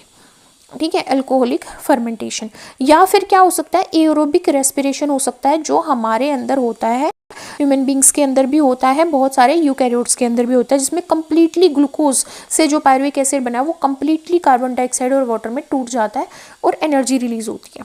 ठीक है, तो यहाँ पे जब हम एरोबिक रेस्पिरेशन की बात करेंगे ना, तो उसमें हम क्रेब्स साइकिल की बात करेंगे, और इसके साथ ही इलेक्ट्रॉन ट्रांसपोर्ट चेन की भी बात करेंगे एरोबिक रेस्पिरेशन के अंदर। तो फर्मेंटेशन देखते हैं, फर्मेंटेशन किसने दी है, गे लुसाक ने दी है। ये जो फर्मेंटेशन की प्रोसेस है ये डिस्कवर किसने की, गे लुसाक ने करी। जो टर्म है फर्मेंटेशन वो किसने दी, शेंक ने दी। ठीक है, अब इसको हम डायग्राम से समझते हैं। देखो एनसीईआरटी का डायग्राम क्या दिखा रहा है, यहाँ पे दिखा रहा है ग्लाइकोलाइसिस की प्रोसेस की, ग्लूकोज बहुत सारी 10 स्टेप की रिएक्शन परफॉर्म करके और 2 मॉलिक्यूल बना देता है 3 कार्बन कंपाउंड के, जो क्या है पायरुविक एसिड है। अब पायरुविक एसिड, यहाँ पे दो रिएक्शन दिखा रखी हैं कि जो पायरुविक एसिड बना है वो क्या करता है, पहले तो वो एसिटल्डिहाइड में कन्वर्ट होता है, जो यहाँ पे नहीं शो कर रखा, पर एक्चुअली में क्या होता है, पायरुविक एसिड पहले एसिटल्डिहाइड में कन्वर्ट होता है। फिर यहाँ पे क्या होता है, दो एंजाइम एक्ट करते हैं। पहले जब वो एसिटल्डिहाइड बनाता है तब तो यूज़ होता है यहाँ पे हमारे दो यहाँ पे एंजाइम यूज़ होते हैं। एसिटल्डिहाइड से हमारा क्या बनता है, इथेनॉल कार्बन डाइऑक्साइड। तो दो रिएक्शन होती है, पहले पायरुविक एसिड से एसिटल्डिहाइड और एसिटल्डिहाइड से इथेनॉल।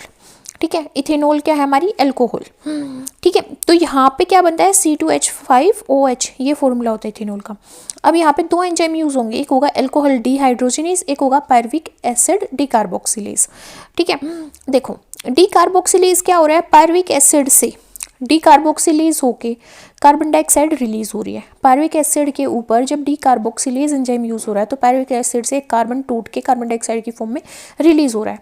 और जब एल्कोहल डीहाइड्रोजिनेज एंजाइम यूज हो रहा है तब यहाँ पे क्या बन रही है, इथेनॉल बन रही है, C2H5OH। ठीक है, तो पायरुविक एसिड जो हमारा पहले प्रोसेस चली ग्लाइकोलाइसिस की, ग्लाइकोलाइसिस से ग्लूकोज से बना हमारा दो मॉलिक्यूल बने पायरुविक एसिड के। पायरुविक एसिड से हमारा क्या बना, यहाँ पे ईस्ट के अंदर ठीक है, जो क्या हमारी स्मॉलेस्ट यूनिसेलुलर यूकैरियोट है। ठीक है, इसके अंदर क्या हुआ, हमारे दो एंजाइम एक्ट करते हैं, अल्कोहलिक डीहाइड्रोजिनेज और pyruvic acid decarboxylase. Pyruvic acid decarboxylase के टाइम पे पायरुविक एसिड से एक कार्बन डाइऑक्साइड की फॉर्म में रिलीज हो जाता है और अल्कोहलिक डीहाइड्रोजिनेज की वजह से इथेनॉल में कन्वर्ट हो जाता है। ठीक है, अब देखो जो ईस्ट होती है ना, ईस्ट हमारी 13 to 15% ही क्या करती है, अल्कोहल की फॉर्मेशन कर पाती है। फिर उसके लिए क्या हो जाता है, टॉक्सिक हो जाता है, मतलब अल्कोहल एक टॉक्सिन क्रिएट करती है जिसकी वजह से ईस्ट की डेथ हो जाती है। तो हम भी बोलते हैं कि भाई अल्कोहल हम जो मार्केट में देखते हैं वो 13 और 15% अल्कोहल से ज़्यादा परसेंटेज की भी होती है, तो उनको हम किस प्रोसेस से बनाएंगे, डिस्टिलेशन की प्रोसेस से बनाएंगे, क्योंकि ईस्ट सिर्फ 15% इथेनॉल को ही फॉर्म कर सकती हैं। अब नेक्स्ट हम बात करते हैं पायरुविक एसिड जो हमारा बना ग्लाइकोलाइसिस की प्रोसेस के थ्रू। यहाँ पे कुछ एनएरोबिक कंडीशन ऐसे होती हैं जो हमारी मसल्स में भी हो सकती हैं, जब हम बहुत ही ज़्यादा एक्सरसाइज कर ले उस टाइम पे, या फिर लैक्टोबैसिलस जो हमारा बैक्टीरिया होता है जो मिल्क को कर्ड में कन्वर्ट करता है, उसके अंदर भी ऐसे होती है। ठीक है, वहाँ पे क्या होता है, पायरुविक एसिड के ऊपर एक एंजाइम एक्ट करता है, लैक्टेट डीहाइड्रोजिनेज। क्या एक्ट करता है, लैक्टेट डीहाइड्रोजिनेज। ये क्या करता है, इसको लैक्टिक एसिड में कन्वर्ट कर देता है, किसको, पायरुविक एसिड को। यहाँ पे देखो क्या हो रहा है, यहाँ पे जो NADH और H पॉजिटिव है वो NAD पॉजिटिव में कन्वर्ट हो रहा है। किस में कन्वर्ट हो रहा है, NAD पॉजिटिव में, दोनों ही एनएरोबिक कंडीशन में। ये भी एनएरोबिक है, ठीक है, ये भी एनएरोबिक है, दोनों ही एनएरोबिक है और दोनों में ही NAD पॉजिटिव बन रहा है, जो बाद में दोबारा से यूज़ कर लिया जाएगा ग्लाइकोलाइसिस में। ठीक है, इसके फर्दर रिएक्शन नहीं चलती, ना ईस्ट में चलती, ना मसल्स में चलती, ठीक है, और ना ही लैक्टोबैसिलस में चलती, यहीं पे स्टॉप हो जाती हैं। इसलिए जो NADH पॉजिटिव है इसको रीजनरेट किया जाता है ताकि ये ग्लाइकोलाइसिस में फर्दर यूज़ किया जा सके। यहाँ पे जब नेट ATP पूछी जाए कि कितनी नेट ATP रिलीज़ हुई है, तो हमें पता है कि जब प्रिपरेटरी फेज़ में हमारी 2 ATP यूज़ कर ली जाती हैं, ठीक है, ये यूज़ कर ली जाती हैं। और जब हम यहाँ पे पे ऑफ फेज़ की बात करते हैं तो 4 ATP मॉलिक्यूल्स रिलीज़ करे जाते हैं। तो 4 में से 2 तो यूज़ हो गए, तो 2 ATP रिलीज़ होंगे। यहाँ पे कोई ATP बन नहीं रही, तो नेट कितना गेन हुआ, 2 ATP का हुआ। ठीक है, यहाँ पे हमारे पास 2 NADH भी निकल रहे हैं, पर NADH यहाँ पे टूट के हमें ATP नहीं दे सकते, इसको किससे गुजरना पड़ेगा, इलेक्ट्रॉन ट्रांसपोर्ट चेन से गुजरना पड़ेगा। तो अगर यहाँ पे इलेक्ट्रॉन ट्रांसपोर्ट चेन नहीं परफॉर्म हो रही, किस केस में, जब हम एनएरोबिक रेस्पिरेशन की बात कर रहे हैं, जो कब होता है, जब लैक्टिक एसिड फर्मेंटेशन होती है और जब इथेनॉल फर्मेंटेशन होती है, वहाँ पे हमारी इलेक्ट्रॉन ट्रांसपोर्ट चेन यूज़ होती ही नहीं है, तो वहाँ पे फर्दर ATP रिलीज़ नहीं होते, तो यहाँ पे सिर्फ 2 ATP मॉलिक्यूल्स रिलीज़ होंगे। ठीक है, ये हमने देख लिया कि यहाँ पे 2 क्वेश्चन पुट किए हैं NCERT ने कि मैक्सिमम कंसंट्रेशन कितनी होगी अल्कोहल की जो नेचुरली फर्मेंट की जाएगी ईस्ट के थ्रू, 13 to 16% होती है, और हायर परसेंटेज की अगर हमें अल्कोहल बनानी है तो डिस्टिलेशन की प्रोसेस फॉर्म करेंगे। ठीक है, अब ये पूछ रहा है कि कौन सी ऐसी प्रोसेस है जिसके थ्रू कंप्लीट ऑक्सीडेशन होता है ग्लूकोज का, कौन सी प्रोसेस है। पहले हम क्रेब्स साइकिल देखेंगे और उसके बाद हम देखेंगे इलेक्ट्रॉन ट्रांसपोर्ट चेन। ये दो और प्रोसेस होती हैं जब हम एयरोबिक रेस्पिरेशन की बात करते हैं। या तो एयरोबिक रेस्पिरेशन पूछा जाए या ये बोला जाए कि कंप्लीट हमारा ग्लूकोज क्या हो गया, ऑक्सीडाइज्ड हो गया, किस में, कार्बन डाइऑक्साइड में और वाटर मॉलिक्यूल्स में, ठीक है, और एटीपी रिलीज कर दी। तो कंप्लीट ऑक्सीडेशन कब होगा, जब होगा जब ग्लाइकोलाइसिस के बाद दो और साइकिल चले, दो और रिएक्शंस की चेन चले, एक क्रेब्स साइकिल की और इलेक्ट्रॉन ट्रांसपोर्ट चेन की। तो नेक्स्ट हम क्या पढ़ेंगे यहाँ पे, हम पढ़ेंगे यहाँ पे एयरोबिक रेस्पिरेशन, ठीक है। एयरोबिक रेस्पिरेशन, एयरोबिक रेस्पिरेशन हमारा लिंक रिएक्शन भी इसको बोलते हैं, और ये कहाँ पे होती है, इनर मेम्ब्रेन में होती है माइटोकॉन्ड्रिया के। एयरोबिक रेस्पिरेशन कहाँ पे होती है, माइटोकॉन्ड्रिया के अंदर। माइटोकॉन्ड्रिया को क्या बोलते हैं, power house of the cell. क्यों बोलते हैं, क्योंकि ये एटीपी रिलीज करता है जो कि एनर्जी करेंसी होती है। दो मेन स्टेप होते हैं यहाँ पे। पहला क्या है, पहले कंप्लीट ऑक्सीडेशन होगा पायरुवेट का, ठीक है। जिस कंप्लीट ऑक्सीडेशन का मतलब क्या है कि पायरुवेट से हमने हाइड्रोजन एटम को रिलीज कर दिया और 3 मॉलिक्यूल जनरेट कर दिए कार्बन डाइऑक्साइड के, ठीक है। क्यों, क्योंकि ऑक्सीजन थी, ऑक्सीडेशन में ऑक्सीजन यूज करी, पायरुवेट में हाइड्रोजन एटम प्रेजेंट थे, 3 कार्बन प्रेजेंट थे, 3 कार्बन के साथ 3 ऑक्सीजन मॉलिक्यूल, 6 मॉलिक्यूल्स ऑक्सीजन के यूज होंगे, क्योंकि एक कार्बन डाइऑक्साइड के साथ 2 ऑक्सीजन मॉलिक्यूल, ठीक है। तो 3 कार्बन डाइऑक्साइड के मॉलिक्यूल रिलीज हो जाएंगे, क्योंकि यहाँ पे क्या थे, पायरुवेट में 3 कार्बन मॉलिक्यूल्स थे। तो पहला स्टेप क्या है, जब कंप्लीट ऑक्सीडेशन हो जाए पायरुवेट का, मतलब 3 कार्बन डाइऑक्साइड रिलीज हो जाए। सेकंड क्या है, इलेक्ट्रॉन्स जो यहाँ पे बनेंगे, इलेक्ट्रॉन्स किससे रिलीज होंगे, NADH से, और नेक्स्ट क्रेब्स साइकिल में FADH2 बनता है, इनसे इलेक्ट्रॉन्स आएंगे, इनको हम पास करेंगे, ठीक है। इलेक्ट्रॉन्स को किसकी फॉर्म में, हाइड्रोजन की फॉर्म में रिमूव किया जाता है एटम से, ठीक है। एटम से हम हाइड्रोजन की फॉर्म में इलेक्ट्रॉन को रिमूव करते हैं और एटीपी की सिंथेसिस करते हैं, पर इसमें हमें इलेक्ट्रॉन ट्रांसपोर्ट चेन की जरूरत पड़ती है। तो यहाँ पे जो पहला स्टेप है जिसमें हम 3 पायरुवेट मतलब 3 कार्बन कंटेनिंग कंपाउंड पायरुवेट को 3 कार्बन डाइऑक्साइड में कन्वर्ट करते हैं, वो स्टेप तो होता है माइटोकॉन्ड्रिया के मैट्रिक्स के अंदर, और दूसरा जो इलेक्ट्रॉन ट्रांसपोर्ट चेन है ये माइटोकॉन्ड्रिया की इनर मेम्ब्रेन के अंदर होती है। ये इंपॉर्टेंट पॉइंट है यहाँ पे, ठीक है। तो अगर हम कंप्लीट देखें, अगर हम इस रिएक्शन को मोटा मोटा देखें या फिर हम बोले कि समराइज करें, तो यहाँ पे क्या है, हमारे पास एक ग्लूकोज मॉलिक्यूल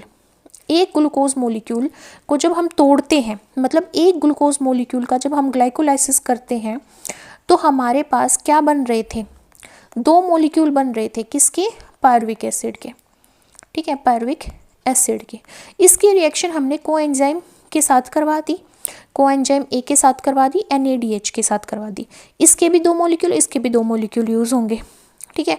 ये पायरुविक एसिड है हमारे पास, ठीक है, 2 मॉलिक्यूल इसके यूज हो रहे हैं मैग्नीशियम की प्रेजेंस में, और हम क्या कर रहे हैं, हाइड्रोजन को रिमूव कर रहे हैं। किससे हाइड्रोजन को रिमूव करें, पायरुविक एसिड से। पायरुविक एसिड से हाइड्रोजन को रिमूव करेंगे तो यहाँ पे भी कार्बन डाइऑक्साइड रिलीज हो जाएगी, यहाँ से भी रिलीज हो जाएगी और यहाँ से भी रिलीज हो जाएगी, तो 3 मॉलिक्यूल कार्बन डाइऑक्साइड के रिलीज हो जाएंगे। तो पायरुवेट डिहाइड्रोजिनेज एंजाइम की प्रेजेंस में ये रिएक्शन करी जाएगी, क्योंकि हाइड्रोजन रिमूव करनी है।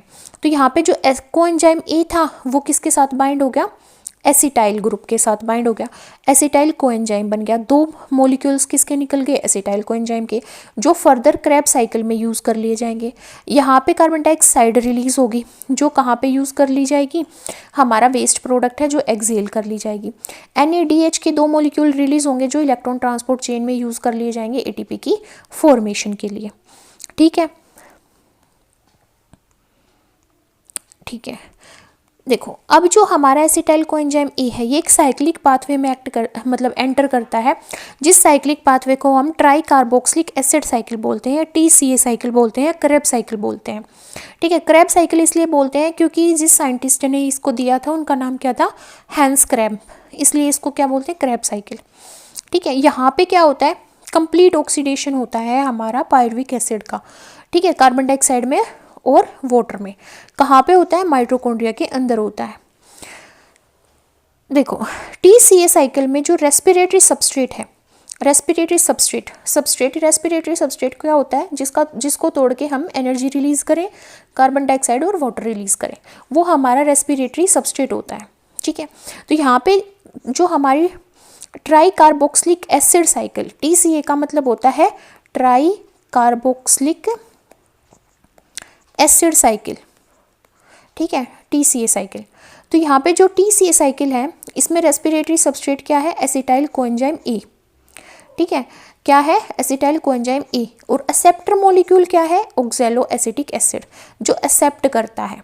ठीक है, फर्स्ट कंपाउंड जो फॉर्म हो रहा है वो सिट्रिक एसिड है, इसीलिए इसको क्या बोला जाता है, सिट्रिक एसिड साइकिल भी बोला जाता है। इसको ट्राई कार्बोक्सिलिक एसिड साइकिल क्यों बोला जाता है, क्योंकि ये 3 एसिड ग्रुप को कंसिस्ट करती है, इसलिए इसको ट्राई कार्बोक्सिलिक एसिड साइकिल भी बोला जाता है।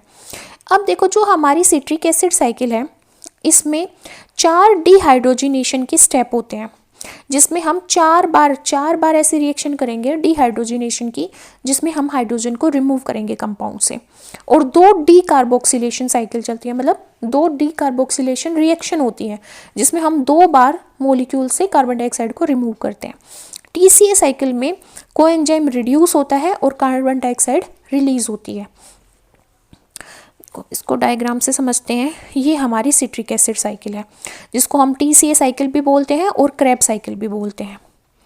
ठीक है, देखो फर्स्ट स्टेप क्या दिखा रहा है, एरोबिक रेस्पिरेशन। अभी हमने देखा पायरुवेट बनने से पहले ग्लूकोज से पायरुवेट बना, ये तो है हमारी ग्लाइकोलाइसिस, ये तो क्या है, ग्लाइकोलाइसिस। अब पायरुवेट बन गया, 2 मॉलिक्यूल बन गए, इससे एसिटाइल कोएंजाइम A बनने की जो प्रोसेस है वो है एरोबिक रेस्पिरेशन, जो अभी ऊपर देखी थी।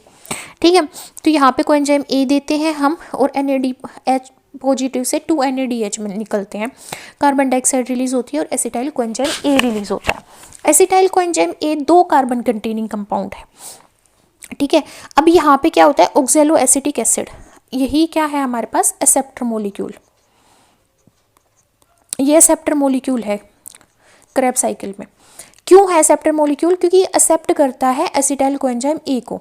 अब ये 4 कार्बन कंटेनिंग कंपाउंड, ये 2 है, तो 4 and 2 6 कार्बन कंटेनिंग कंपाउंड की फॉर्मेशन करते हैं, सिट्रिक एसिड की फॉर्मेशन करते हैं। तो पहला फर्स्ट फॉर्म्ड मॉलिक्यूल यहाँ पे क्या है, सिट्रिक एसिड, इसलिए इसको क्या बोल रहे हैं, सिट्रिक एसिड साइकिल। इससे पहले हमारा सिट्रिक एसिड बन गया, सिट्रिक एसिड के बाद बनता है यहाँ पे आइसोसिट्रिक एसिड। ठीक है, आइसोसिट्रिक एसिड बनता है, आइसोमर होता है ये इसका, ये भी 6 कार्बन कंटेनिंग कंपाउंड है। इससे हमारा फिर बनता है अल्फा कीटोग्लूटारिक एसिड, यहाँ पे कोएंजाइम A रिलीज हो जाता है, NAD पॉजिटिव से NADH पॉजिटिव बन जाता है, मतलब ये यहाँ पे कार्बन डाइऑक्साइड रिलीज हो रहा है, इसलिए इसको क्या बोला जाता है, फर्स्ट ऑक्सीडेटिव डीकार्बोक्सिलेशन। ये सिट्रिक एसिड से नहीं होता, ये आइसोसिट्रिक एसिड से होता है।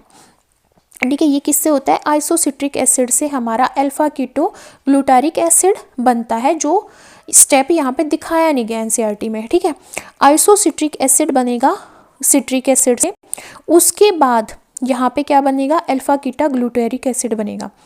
तो जो आइसोसिट्रिक एसिड से जब अल्फा कीटो ग्लूटारिक एसिड बनता है तो कार्बन डाइऑक्साइड रिलीज होती है, कार्बन डाइऑक्साइड रिलीज होने की वजह से इसको डीकार्बोक्सिलेशन बोलते हैं। तो पहला ऐसा ऑक्सीडेटिव डीकार्बोक्सिलेशन, मतलब ऑक्सीजन भी बाइंड कर रहे हैं और कार्बन डाइऑक्साइड को रिमूव कर रहे हैं, इसलिए डीकार्बोक्सिलेशन। कोएंजाइम A भी रिमूव हो जाएगा और NAD पॉजिटिव से NADH बन जाएगा। NADH बन रहा है मतलब हाइड्रोजन की बाइंडिंग भी हो रही है, रिड्यूस भी हो रहा है। अब अल्फा कीटोग्लूटारिक एसिड क्या है, 5 कार्बन कंपाउंड। क्यों है 5 कार्बन कंपाउंड, क्योंकि 1 कार्बन यहाँ पे कार्बन डाइऑक्साइड की फॉर्म में रिलीज हो गया। अब ये जो 5 कार्बन कंपाउंड है ये बनाता है सक्सिनाइल कोएंजाइम A, जो क्या होता है, 4 कार्बन कंपाउंड होता है, क्योंकि ये कोएंजाइम A को भी रिमूव कर रहा है, कार्बन डाइऑक्साइड को भी रिमूव कर रहा है। ठीक है, किसको रिमूव कर रहा है, कार्बन डाइऑक्साइड को भी रिमूव कर रहा है, कार्बन डाइऑक्साइड को रिमूव कर रहा है, इसीलिए 5 कार्बन कंपाउंड से 4 कार्बन कंपाउंड बन गए। ठीक है, अब इसीलिए कार्बन डाइऑक्साइड रिमूव हुई है, इसीलिए क्या हो गया, ऑक्सीडेटिव डीकार्बोक्सिलेशन हो गया। अगेन यहाँ पे NAD पॉजिटिव से NADH प्लस H पॉजिटिव बनता है। ठीक है, अब यहाँ पे सक्सिनाइल कोएंजाइम A जो कि 4 कार्बन कंपाउंड था, वो सबस्ट्रेट लेवल फॉस्फोरिलेशन रिएक्शन करता है और क्या बनाता है, सक्सिनिक एसिड। इसको क्यों बोला गया है सबस्ट्रेट लेवल फॉस्फोरिलेशन? क्योंकि यहाँ पे जीडीपी से जीटीपी बन रहा है। ठीक है, मतलब जहाँ पे एटीपी बने या जहाँ पे जीटीपी बने वो क्या होती है? सबस्ट्रेट लेवल फॉस्फोरिलेशन होती है। ठीक है, अब जो हमारा सक्सेनिक एसिड है वो 4 कार्बन कंपाउंड है। अब यहाँ पे क्या होता है? यहाँ पे फ्यूमरेट बनता है, ऑक्सीडेशन होता है सक्सेनिक एसिड का और फ्यूमरेट बनता है, जिसमें हमारा FAD पॉजिटिव से FADH2 बनेगा। अब फ्यूमरेट क्या करता है? यहाँ पे फ्यूमरेट से क्या होती है? हाइड्रेशन होती है, मतलब वाटर ऐड होता है और मैलिक एसिड की फॉर्मेशन होती है। मैलिक एसिड से अगेन ऑक्सीडेशन, मतलब ऑक्सीडेशन रिएक्शन होती है और रीजनरेट हो जाता है ऑक्सैलो एसिटिक एसिड। ठीक है, और NAD पॉजिटिव से NADH प्लस H पॉजिटिव बन जाता है। अगेन देखो, क्रेब्स साइकिल में हमने क्या पढ़ा कि पहले हमने पढ़ा कि भाई हमारा ग्लाइकोलाइसिस में क्या होता है? एक ग्लूकोज मोलिक्यूल 2 पायरुविक एसिड बनाता है। अब जो हमारा पायरुविक एसिड है वो क्या बनाता है? 2 एसिटाइल कोएंजाइम A बनाता है। ठीक है, 2 एसिटाइल कोएंजाइम A बनाता है। अब 2 एसिटाइल कोएंजाइम A है, बट एसिटाइल कोएंजाइम क्या है? 2 कार्बन कंटेनिंग कंपाउंड। यहाँ पे सिट्रेट सिंथेटेज एंजाइम एक्ट करता है। इसको लेता कौन है? Oxalo acetic acid. तो मतलब यहाँ पे मोलिक्यूल एक्सेप्टर कौन सा हो गया? कौन हो गया? ऑक्सैलो एसिटिक एसिड हो गया। ठीक है, ये भी क्या है? एसिड है। ठीक है, अब एसिटाइल कोएंजाइम A क्या बनाता है? सिट्रिक एसिड या सिट्रेट बनाता है। सिट्रेट सिंथेसिस यहाँ पे एक्ट करता है। 2 कार्बन ये थे, 4 कार्बन ये थे, 6 कार्बन कंपाउंड बन गया। एकोनिटेज बनता है, पोजीशन चेंज होती है, यहाँ पे पोजीशन आइसोमर्स बन जाते हैं, सिट्रिक एसिड से आइसोसिट्रेट बन जाता है। फिर यहाँ पे एंजाइम एक्ट करता है आइसोसिट्रेट डिहाइड्रोजिनेज। ठीक है, जिसके बाद अल्फा कीटा ग्लूटोरेट बनता है, कार्बन डाइऑक्साइड रिलीज होती है, कोएंजाइम A रिलीज होता है, NAD पॉजिटिव से NADH बनता है। कार्बन डाइऑक्साइड रिलीज होती है तो ये डिकार्बोक्सिलेशन है, डिहाइड्रोजिनेज होता है यहाँ पे क्योंकि हाइड्रोजन बाइंड हो रही है NADH से, कोएंजाइम A रिलीज हो जाता है। अल्फा कीटोग्लूटारेट फिर अगेन कार्बन डाइऑक्साइड रिलीज करता है, अगेन यहाँ पे NADH की फॉर्मेशन होती है, अगेन डिहाइड्रोजिनेशन होती है। एंजाइम यूज होता है अल्फा ग्लूटारेट डिहाइड्रोजिनेज। ठीक है, और ये क्या है? कार्बन डाइऑक्साइड रिलीज होती है, ये भी डिकार्बोक्सिलेशन स्टेप है। फिर हमारा क्या बनता है? सक्सिनाइल कोएंजाइम A, जो 4 कार्बन कंटेनिंग कंपाउंड है। अब यहाँ पे एंजाइम आते हैं सक्सिनाइल कोएंजाइम A सिंथेटेज। ये हमारा सबस्ट्रेट लेवल फॉस्फोरिलेशन होती है क्योंकि यहाँ पे जीडीपी की फॉर्मेशन होती है जो एटीपी जितनी ही एनर्जी रिलीज करता है। फिर यहाँ पे सक्सिनेट बनता है, सक्सिनेट के ऊपर अगेन हमारा एंजाइम एक्ट करेगा, सक्सिनेट डिहाइड्रोजिनेज, और अगेन FADH2 की फॉर्मेशन होगी। ठीक है, फिर यहाँ पे फ्यूमरेट बनता है, फ्यूमरेट में वाटर एक्ट करता है, फ्यूमरेज एंजाइम एक्ट करता है और मेलेट की फॉर्मेशन हो जाती है, अगेन डिहाइड्रोजिनेशन होती है और NADH की फॉर्मेशन होती है, मेलेट डिहाइड्रोजिनेज एंजाइम एक्ट करता है और अगेन हमारा ऑक्सैलो एसिटिक एसिड बन जाता है। तो 4 बार यहाँ पे डिहाइड्रोजिनेशन हो रही है, 2 बार यहाँ पे डिकार्बोक्सिलेशन हो रही है। ठीक है, ये हमारा क्या है? मॉलिक्यूल एक्सेप्टर है, ये फर्स्ट फॉर्म्ड कंपाउंड है। ठीक है, अब यहाँ पे देखते हैं कि कितनी एनर्जी रिलीज हो रही है। टोटल एनर्जी की बात करें तो देखो, जब हम एक एसिटाइल कोएंजाइम की बात कर रहे हैं, मतलब एक एसिटाइल कोएंजाइम अगर यूज़ किया जा रहा है उस टाइम पे 3 NADH निकल रहे हैं, एक यहाँ पे, एक यहाँ पे और एक हमारा यहाँ पे। ठीक है, देखो एक यहाँ पे रिलीज हुआ, दूसरा यहाँ पे हुआ, तीसरा यहाँ पे हुआ। 3 हमारे NADH है, एक हमारा JTP है, एक हमारा FADH2 है, ये हमारे निकल रहे हैं और 2 कार्बन डाइऑक्साइड निकल रही हैं। तो यहाँ पे देखें तो हमारा क्या निकल रहा है? 3 NADH निकल रहे हैं, एक FADH2 निकल रहा है, एक GTP जो ATP जैसा ही होता है, मतलब इतनी ही एनर्जी रिलीज करता है, और 2 कार्बन डाइऑक्साइड। पर हम क्या बात कर रहे हैं? एक पायरुविक एसिड हमारा कितने देता है मॉलिक्यूल? 2 एसिटाइल कोएंजाइम देता है, 2 एसिटाइल कोएंजाइम दे रहा है। ठीक है, अब 2 एसिटाइल कोएंजाइम दे रहा है तो यहाँ पे क्या बन रहा है? हमारी 2 बार रिएक्शन हो रही है, 2 बार हो रही है तो 6 NADH निकलेंगे, 2 FADH2 निकलेंगे और 2 GTP निकलेंगे और 4 कार्बन डाइऑक्साइड निकलेंगे। अब हमें पता है कि एक NADH 3 ATP मॉलिक्यूल देता है तो 6 कितने देंगे? 18। एक FADH हमारा 2 ATP मॉलिक्यूल देता है तो 2 कितने देंगे? 4। GTP ATP जैसा ही होता है तो 2 ATP मॉलिक्यूल और 2 कार्बन डाइऑक्साइड रिलीज हो रही है, वो एनर्जी नहीं देती, वो वेस्ट प्रोडक्ट होता है। तो टोटल कितने हो गए? 24 यहाँ पे ATP निकलने चाहिए, मतलब बनने चाहिए after Krebs cycle. But glycolysis में कितने बने थे? 6। कैसे बने थे? 2 का अपटेक कर लिया था, प्रिपरेटरी फेज में, 4 निकले थे हमारे पे ऑफ फेज में और 2 हमारे NADH निकले थे। 4 में से 2 तो यहाँ पे रह गए थे और यहाँ पे 2 6, हाँ 2 यहाँ पे हो गए, 6 हो गए, 8 होंगे यहाँ पे, 8 32, ठीक है, क्या होंगे 32। अब यहाँ पे 8 हो गए ग्लाइकोलाइसिस के टाइम पे, तो यहाँ पे टोटल कितने हो गए ग्लाइकोलाइसिस और क्रेब्स साइकिल के मिलाएं तो 32 हो गए। बट अगेन जब हम NADH और FADH2 की बात करते हैं तो ये हमारा इलेक्ट्रॉन ट्रांसपोर्ट सिस्टम में जाके एनर्जी रिलीज करता है, ठीक है। ये यहाँ पे ऐसे ही एनर्जी को रिलीज नहीं करता, ये कंपाउंड फर्दर हमारे एक रिएक्शन से गुजरते हैं जिसको हम क्या बोलते हैं, इलेक्ट्रॉन ट्रांसपोर्ट चेन। तो ये थी हमारी क्रेब्स साइकिल। क्रेब्स साइकिल के बाद अब हम बात करते हैं, ये यही बता रखा है कि हमारा पायरुविक एसिड है, NAD4 NADH लग रहे हैं, एक FADH निकल रहा है, 2 वाटर मॉलिक्यूल ADP निकल रहा है, 3 कार्बन डाइऑक्साइड निकल गई, माइटोकॉन्ड्रिया के मैट्रिक्स में रिएक्शन हो रही है, 4 NADH निकल गए, हाइड्रोजन मॉलिक्यूल डिहाइड्रोजनेशन हो रही है 4 बार, और हमारा FADH2 निकल गया और ATP मॉलिक्यूल निकल गए, ठीक है। अब देखो एरोबिक रेस्पिरेशन की जब बात करते हैं और हम एनर्जी प्रोडक्शन की जब बात करते हैं, ग्लाइकोलाइसिस कहाँ पे होती है। सबसे पहले एरोबिक रेस्पिरेशन की बात करें तो उसमें कौन कौन से स्टेप होते हैं।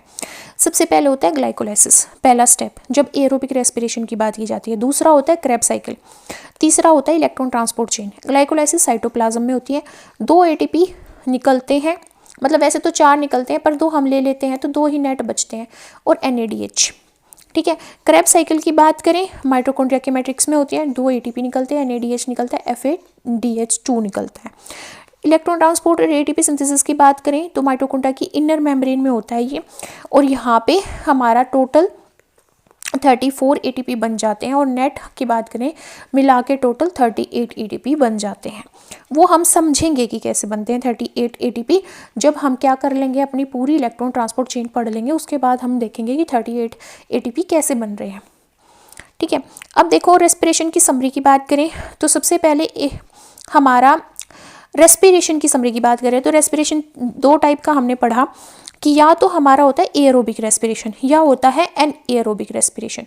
एरोबिक रेस्पिरेशन होता है तो उसमें ग्लूकोज से स्टार्ट करते हैं, ग्लाइकोलाइसिस होती है, माइटोकॉन्ड्रिया के अंदर होती है, कार्बन डाइऑक्साइड निकलती है, वाटर निकलता है, ATP निकलते हैं, टोटल 38 ATP मॉलिक्यूल निकलते हैं, पर उसमें से नेट गेन कितना होता है 36 ATP मॉलिक्यूल का होता है। और एनएरोबिक रेस्पिरेशन की बात करें तो 2 पाथवे हम पढ़ते हैं, लैक्टिक एसिड फर्मेंटेशन और अल्कोहलिक फर्मेंटेशन।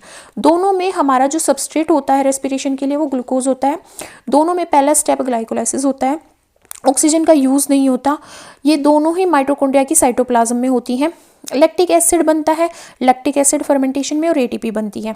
यहाँ पे 4 ATP बनता है, नेट गेन जो होता है वो 2 ATP का होता है क्योंकि 2 यूज़ कर ली जाती है ग्लाइकोलाइसिस में। अल्कोहलिक फर्मेंटेशन की बात करें, यहाँ पे क्या होता है, इथाइल अल्कोहल बनता है, कार्बन डाइऑक्साइड निकलती है और ATP। यहाँ पे भी नेट गेन कितना होता है 2 ATP मॉलिक्यूल का, क्योंकि 2 जो है वो ग्लाइकोलाइसिस में यूज़ कर ली जाती हैं, ठीक है। अब जब हम एरोबिक रेस्पिरेशन की बात कर रहे हैं तो उसमें क्या कर रहे हैं हम, नेट ATP कितना निकल रहा है, ठीक है।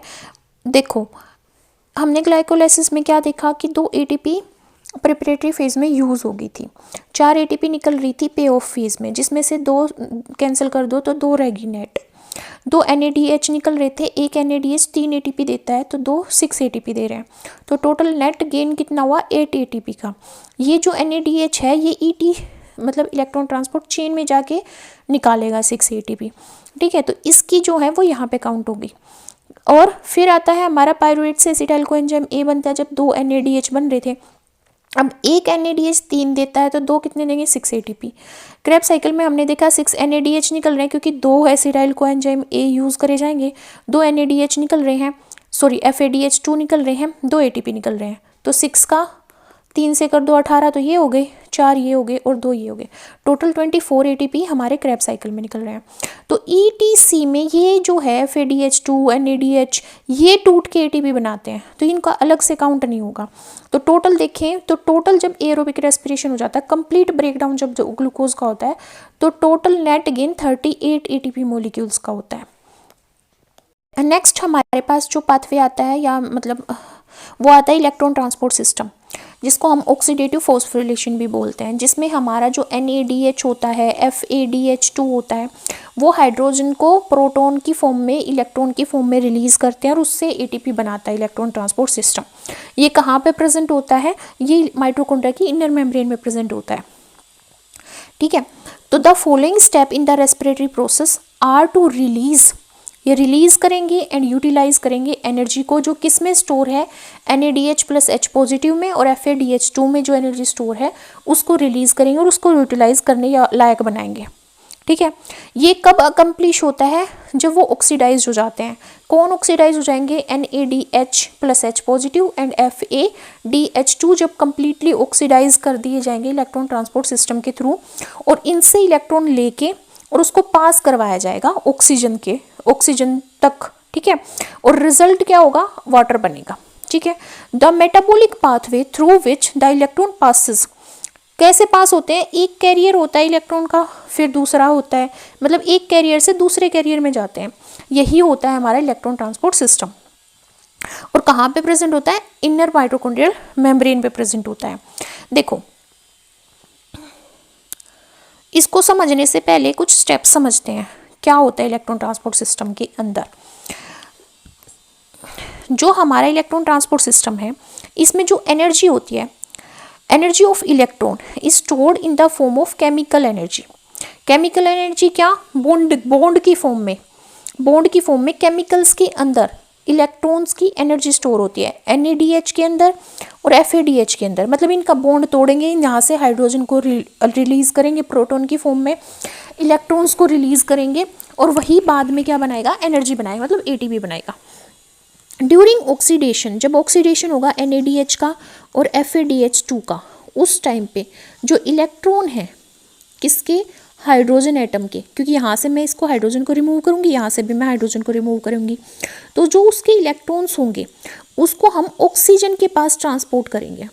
ठीक है, जब ऑक्सीजन के पास ट्रांसपोर्ट करेंगे तो बीच में बहुत सारे कैरियर प्रोटीन्स आते हैं, जिनको एक स्पेसिफिक ऑर्डर में इलेक्ट्रॉन ट्रांसपोर्ट सिस्टम के अंदर, मतलब माइटोकॉन्ड्रिया की इनर मेम्ब्रेन के अंदर एक स्पेसिफिक ऑर्डर में अरेंज किया जाता है। इसीलिए इसको इलेक्ट्रॉन ट्रांसपोर्ट चेन बोला जाता है, क्योंकि ये इलेक्ट्रॉन को ट्रांसपोर्ट कर रही है, या फिर इसको माइटोकॉन्ड्रियल रेस्पिरेटरी चेन भी बोला जाता है। मेन काम क्या है? एक कैरियर से दूसरे कैरियर में इलेक्ट्रॉन को ट्रांसपोर्ट करना। ठीक है, हाइड्रोजन के अंदर इलेक्ट्रॉन भी है, प्रोटॉन भी है। ठीक है, तो मेन बात क्या कही है कि NADH के अंदर जो हाइड्रोजन है उसको हटाओ, FADH2 के अंदर जो हाइड्रोजन है उसको हटाओ। ठीक है, अब ये हाइड्रोजन हटी तो इसके अंदर क्या निकले? इलेक्ट्रॉन। अब इन इलेक्ट्रॉन्स को कैरियर मॉलिक्यूल के थ्रू एक मेम्ब्रेन से दूसरी मेम्ब्रेन में ट्रांसपोर्ट करो। ठीक है, अल्टीमेटली जाना कहाँ पे? इन इलेक्ट्रॉन्स को ऑक्सीजन के पास, और बनाना क्या है? वाटर। ठीक है, इलेक्ट्रॉन ट्रांसपोर्ट सिस्टम कहाँ पे लोकेटेड होता है? इनर माइटोकॉन्ड्रिया की मेम्ब्रेन पे। Individual membrane of electron transport system, individual membrane की बात करें तो उसमें कौन कौन से इलेक्ट्रॉन कैरियर होते हैं? कौन कौन से इलेक्ट्रॉन कैरियर होते हैं? फ्लेविन होता है, देखो कौन कौन से होते हैं? फ्लेविन प्रेजेंट होता है, जिसको FMN बोलते हैं, फ्लेविन मोनोन्यूक्लियोटाइड। FES प्रोटीन होता है जो सल्फेट को बाइंड, मतलब सल्फर को बाइंड करने का काम करेगा, आयरन सल्फर प्रोटीन जिसको बोलेंगे। क्यूनिन होता है, साइटोक्रोम होते हैं। ये इलेक्ट्रॉन कैरियर्स हैं, फ्लेविन, FES प्रोटीन, क्यूनिन और साइटोक्रोम। FES क्या है? Iron sulphur protein. क्यूनोन क्या है? ये एक मोबाइल इलेक्ट्रॉन कैरियर है जो एक मेम्ब्रेन से दूसरी मेम्ब्रेन में क्या करता है? इलेक्ट्रॉन को कैरी करता है। कॉमन क्यूनिन कौन सा है? यूबिक्यूनिन। ये फिनोलिक कंपाउंड होता है जो इनर मेम्ब्रेन में प्रेजेंट होगा। साइटोक्राइम्स आर एंजाइम्स की तरह भी एक्ट करते हैं और इलेक्ट्रॉन कैरियर की तरह भी एक्ट करते हैं। एग्जाम्पल की बात करें तो साइटोक्रोम बी हो गया, cytochrome C1, cytochrome C, cytochrome A, cytochrome A3। ठीक है, साइटोक्रोम A3 जो होता है इसके अंदर क्या प्रेजेंट होती है? कॉपर प्रेजेंट होती है। इन सब के अंदर आयरन एक एक्टिवेटर का काम करता है। साइटोक्रोम बी में, साइटोक्रोम C1 में, C में, साइटोक्रोम A में, साइटोक्रोम A3 में, इन सब में आयरन क्या है? एक्टिवेटर है। अब देखो, ये हमारा है इलेक्ट्रॉन ट्रांसपोर्ट चेन या इलेक्ट्रॉन ट्रांसपोर्ट सिस्टम। इसको इस डायग्राम से समझेंगे क्या होता है इसमें। जैसे हमने क्रेब्स साइकिल में देखा, या फिर हमने किस में देखा, ग्लाइकोलाइसिस में देखा। हमने क्या देखा कि जितनी भी डिहाइड्रोजिनेशन रिएक्शन होंगी एयरबिक रेस्पिरेशन के टाइम पे, जितनी भी डिहाइड्रोजिनेशन रिएक्शन होंगी उन सब में क्या बनता है, NADH प्लस H पॉजिटिव बनता है। कहाँ पे बनता है, माइटोकॉन्ड्रिया के मैट्रिक्स में बनता है। ठीक है, जब हम इसका ऑक्सीडेशन कर दें, ऑक्सीडेशन करेंगे तो क्या करेगा, ये दो हाइड्रोजन एटम रिलीज करेगा, एक ये और एक ये। ठीक है, दो हाइड्रोजन एटम्स को ये रिलीज करेगा। कहाँ पे रिलीज करेगा, FMN में। FMN कहाँ है, इनर माइटोकॉन्ड्रिया की मेम्ब्रेन में है। ये मैट्रिक्स दिखा रखा है, ये इनर मेम्ब्रेन स्पेस दिखा रखा है। FMN में जो इनर माइटोकॉन्ड्रिया की मेम्ब्रेन में है, वहाँ पे दो हाइड्रोजन आ गई। तो हाइड्रोजन आने के बाद ये क्या बन जाता है, FMNH2 बन जाता है। ठीक है, किसकी प्रेजेंस में बनता है, NADH डिहाइड्रोजिनेज एंजाइम की प्रेजेंस में बनता है। ठीक है, फिर क्या होता है, FMNH2 टूटता है और दो प्रोटॉन्स को इनर मेम्ब्रेन स्पेस में रिलीज करता है, दो इलेक्ट्रॉन की फॉर्म में। और ये दो इलेक्ट्रॉन किससे बाइंड होते हैं, FES से बाइंड होते हैं। ठीक है, FES से बाइंड हो गए, कहाँ पे बाइंड हुई, इनर मेम्ब्रेन में माइटोकॉन्ड्रिया की। FES से ये जो इलेक्ट्रॉन्स हैं इनको पिक करा किसने, यूबिक्विनिन ने। ये मोबाइल इलेक्ट्रॉन कैरियर है, दो इलेक्ट्रॉन को इनर साइड से आउटर साइड में लेके जाता है माइटोकॉन्ड्रिया की। तो ये हाइड्रोजन से दो इलेक्ट्रॉन FES से लेता है, उठाता है यूबिक्विनिन, और क्या फॉर्म करता है, यूबिक्विनिन H2। ठीक है, किस में बनाता है, हमारा मैट्रिक्स में, मैट्रिक्स से उठाता है, मैट्रिक्स से उठाता है और इनर मेम्ब्रेन स्पेस में UQH2 बनता है। अब इससे दो प्रोटॉन डायरेक्टली कहाँ से उठाए हैं, इसने FES से उठाए हैं। ठीक है, दो प्रोटॉन्स यहाँ से उठाए हैं। जब हमारी सिट्रिक एसिड साइकिल चलती है, मतलब जब हमारी क्रेब साइकिल चलती है, तो हमें पता है FADH2 फॉर्म होता है ना। दो FAH2 फॉर्म होते हैं कहाँ पे, माइटोकॉन्ड्रिया में, माइटोकॉन्ड्रिया के मैट्रिक्स में बनते हैं।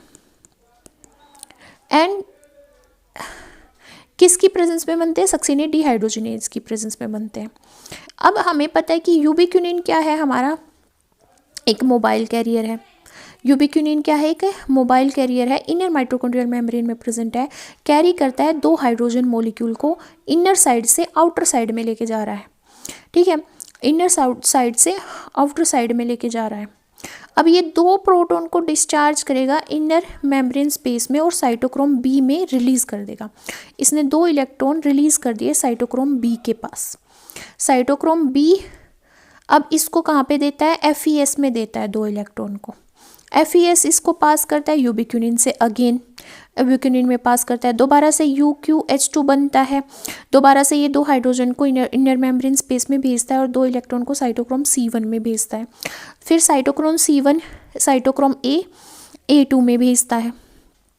ठीक है, किस में भेजता है, साइटोक्रोम AA3 में, साइटोक्रोम AA3 में भेजता है, साइटोक्रोम AA3 में भेजता है। ठीक है, साइटोक्रोम C भी क्या है, हमारे पास एक मोबाइल इलेक्ट्रॉन कैरियर है। ये कहाँ पे प्रेजेंट होता है, इनर माइटोकॉन्ड्रियल मेम्ब्रेन में। तो साइटोक्रोम A3 से इलेक्ट्रॉन पास होंगे मैट्रिक्स में, दो इलेक्ट्रॉन दो प्रोटॉन के साथ मैट्रिक्स में क्या करेंगे, कंबाइन करेंगे, प्रोटॉन के साथ दो इलेक्ट्रॉन कंबाइन कर रहे हैं। ठीक है, कंबाइन कर गए। ठीक है, दो प्रोटॉन क्या है, हाइड्रोजन एटम। तो दो प्रोटॉन के साथ दो इलेक्ट्रॉन बाइंड कर गए, मतलब ऑक्सीजन बाइंड कर गई और क्या फॉर्म कर दिया, वाटर मॉलिक्यूल फॉर्म कर दिया। ये क्या है, मेटाबॉलिक वाटर। तो यहाँ पे हम क्या देख सकते हैं कि ये जो इलेक्ट्रॉन थे ये अल्टीमेटली किसके पास ट्रांसफ़र हुए हैं, ऑक्सीजन के पास ट्रांसफ़र हुए हैं। तो यहाँ पे क्या हुआ था, NADH ने टूटा, ऑक्सीडेशन हुआ, हाइड्रोजन रिलीज हुई FMN से, FMNH2 बना, NADH डिहाइड्रोजिनेज एंजाइम की प्रेजेंस में, दो हाइड्रोजन इसने रिलीज कर दिए इनर मेम्ब्रेन सरफेस में और इलेक्ट्रॉन FES से को ट्रांसफ़र कर दिया। FES ने यूबिक्विनिन को ट्रांसफ़र कर दिया जो मोबाइल इलेक्ट्रॉन कैरियर है। ठीक है, इसने अपटेक करा मैट्रिक्स से 2 हाइड्रोजन का और कहाँ पे ट्रांसफ़र कर दिए, 2 हाइड्रोजन मतलब 2 प्रोटॉन इनर मेम्ब्रेन सरफेस में, और 2 इलेक्ट्रॉन इसने साइटोक्रोम बी पे भेज दिए। साइटोक्रोम बी FeS में भेजता है। अगेन FeS किसको इलेक्ट्रॉन भेजता है, UQ को, यूबिक्विनिन को। यूबिक्विनिन अगेन UQH2 बनता है और यहाँ से 2 प्रोटॉन उठा के यहाँ पे भेज देता है। फिर ये प्रोटॉन को भेजने के बाद ये 2 इलेक्ट्रॉन भेजता है साइटोक्रोम सी में, साइटोक्रोम सी से A में जाते हैं 3 में, साइटोक्रोम सी में जो एक मोबाइल कैरियर है, और अल्टीमेटली वो यहाँ पे जाते हैं ऑक्सीजन के पास। ऑक्सीजन के पास 2 क्या है, इलेक्ट्रॉन, और 2 यहाँ पे क्या है, हाइड्रोजन एटम मतलब प्रोटॉन। अब 2 ये बाइंड होके क्या बनाते हैं, मेटाबॉलिक वाटर बनाते हैं। तो अल्टीमेट एक्सेप्टर कौन है इलेक्ट्रॉन का, ऑक्सीजन है। 5 प्रोटीन कॉम्प्लेक्स प्रेजेंट होते हैं इनर माइटोकॉन्ड्रियल मेम्ब्रेन में जो इलेक्ट्रॉन ट्रांसपोर्ट चेन बनाते हैं। इनमें ये जो कॉम्प्लेक्सेस होते हैं ये डिसेंडिंग ऑर्डर में अरेंज होते हैं, मतलब जैसे जैसे एनर्जी डिसेंड होती है वैसे वैसे ये प्रेजेंट होते हैं।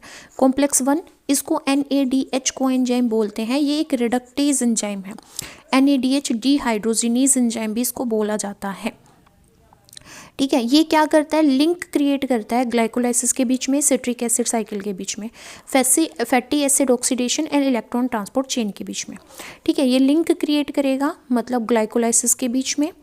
ठीक है, क्योंकि ये एक्सेप्ट कर रहा है इलेक्ट्रॉन, किससे इलेक्ट्रॉन एक्सेप्ट करता है, NADH से। NADH ग्लाइकोलाइसिस में भी बनता है, TCA साइकिल में भी बनता है, फैटी एसिड ऑक्सीडेशन होगा उस टाइम पे भी बनेगा। ठीक है, इलेक्ट्रॉन ट्रांसपोर्ट चेन में हमारा NADH से इलेक्ट्रॉन ट्रांसपोर्ट होते हैं ऑक्सीजन तक, इसलिए ये इन तीनों के बीच में, चारों के बीच में लिंक क्रिएट करेगा। Complex 2 succinate coenzyme coenzyme Q reductase बोलते हैं इसको, और सक्सीनेट डिहाइड्रोजिनेज भी बोला जाता है। ये लिंक क्रिएट करता है सिट्रिक एसिड साइकिल के बीच में, हमारी TCA साइकिल जिसको बोलते हैं, एंड इलेक्ट्रॉन ट्रांसपोर्ट चेन के बीच में।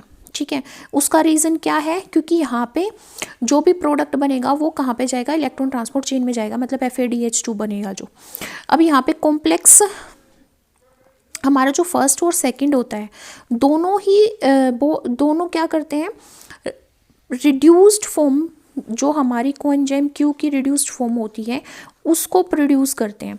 तो कोएंजाइम QH2 बनाते हैं जो एक सबस्ट्रेट का काम करता है। जब ये कोएंजाइम Q की रिड्यूस्ड फॉर्म बनाएंगे कॉम्प्लेक्स 1 और कॉम्प्लेक्स 2, वो क्या होगी, कोएंजाइम QH2 होगी। ये क्या करेगा, सबस्ट्रेट का काम करेगा। किसके लिए सबस्ट्रेट का काम करेगा, कॉम्प्लेक्स 3 के लिए सबस्ट्रेट का काम करेगा। अब कॉम्प्लेक्स 3 ट्रांसफ़र करेगा इलेक्ट्रॉन को साइटोक्रोम सी से कहाँ पे ट्रांसफ़र कर देगा, ऑक्सीजन तक, इसलिए इसको साइटोक्रोम C रिडक्टेज बोलते हैं, क्योंकि ये इलेक्ट्रॉन्स को साइटोक्रोम C से वाटर मॉलिक्यूल बनाने के लिए ऑक्सीजन के पास ट्रांसफ़र करता है। ठीक है, फिर कॉम्प्लेक्स हमारा आता है फिफ्थ कॉम्प्लेक्स, क्योंकि जो फोर्थ होता है वो उसका भी सेम ही काम है, साइटोक्रोम C रिडक्टेज है, जो साइटोक्रोम C से इलेक्ट्रॉन उठाएगा ऑक्सीजन में भेजेगा ताकि मेटाबॉलिक वाटर बन सके। जो फिफ्थ है वो ATP सिंथेज है। ठीक है, ये क्या करता है, जो भी मैकेनिकल वर्क यहाँ पे किया जा रहा है उसको केमिकल एनर्जी में कन्वर्ट करता है और ATP की फॉर्मेशन करता है। सबस्ट्रेट लेवल फॉस्फोरिलेशन यहाँ पे होते हैं, इसलिए इसको ATP सिंथेज बोला जाता है। ठीक है, अब देखो क्या होता है, अब कलेक्टिवली बात करते हैं, जो हमने कॉम्प्लेक्सेस पढ़े उसको भी, और कैसे इलेक्ट्रॉन ट्रांसपोर्ट होता है इलेक्ट्रॉन ट्रांसपोर्ट चेन में। NADH आता है, NADH आएगा कॉम्प्लेक्स 1 में। कॉम्प्लेक्स 1 क्या था, NADH डिहाइड्रोजिनेज एंजाइम। ये क्या करेगा, इलेक्ट्रॉन ट्रांसफ़र करेगा और जो H पॉजिटिव है इसको पंप आउट कर देगा। अब ये इलेक्ट्रॉन किस में ट्रांसफ़र कर रहा है, यूबिक्विनिन में। यूबिक्विनिन UQ या फिर कोएंजाइम Q होगा। ये इलेक्ट्रॉन कैरियर है। ठीक है, मोबाइल फॉर्म में होता है, इलेक्ट्रॉन कैरियर है। FADH2 जो कहाँ पे बनता है, क्रैब साइकिल में बनता है। ये कहाँ पे आएगा, कॉम्प्लेक्स सेकंड के पास आएगा, जो इसको ऑक्सीडाइज करेगा और हाइड्रोजन को रिमूव करेगा। नो हाइड्रोजन पंपिंग, यहाँ पे हाइड्रोजन पंपिंग नहीं होती। और जो कॉम्प्लेक्स 2 है वो है क्या, वो है सक्सीनेट डिहाइड्रोजिनेज। अब ये यहाँ पे इलेक्ट्रॉन्स कॉम्प्लेक्स 2 FADH2 से इलेक्ट्रॉन को कहाँ पे ट्रांसपोर्ट करता है, यूबिक्विनिन में, UQ में या कोएंजाइम Q में। ठीक है, ये कॉम्प्लेक्स, अब यूबिक्विनिन कहाँ पे ट्रांसफ़र करता है, कॉम्प्लेक्स 3 में। कॉम्प्लेक्स 3 क्या है, साइटोक्रोम BC1। ठीक है, या ये क्या करता है, हाइड्रोजन को पंप आउट करता है। अब साइटोक्रोम C क्या है, एक मोबाइल कैरियर है। ये इलेक्ट्रॉन्स को एक मेम्ब्रेन से दूसरे मेम्ब्रेन स्पेस में भेजता है। अब कॉम्प्लेक्स फोर्थ में आता है इलेक्ट्रॉन, जो साइटोक्रोम ऑक्सीडेज है, ये इलेक्ट्रॉन को पंप आउट करता है और इलेक्ट्रॉन्स को फाइनल एक्सेप्टर के पास भेजता है, जो कि ऑक्सीजन है। अब ऑक्सीजन यहाँ पे प्रोटॉन के साथ बाइंड करके वाटर बनाती है, जो कि मेटाबॉलिक वाटर है।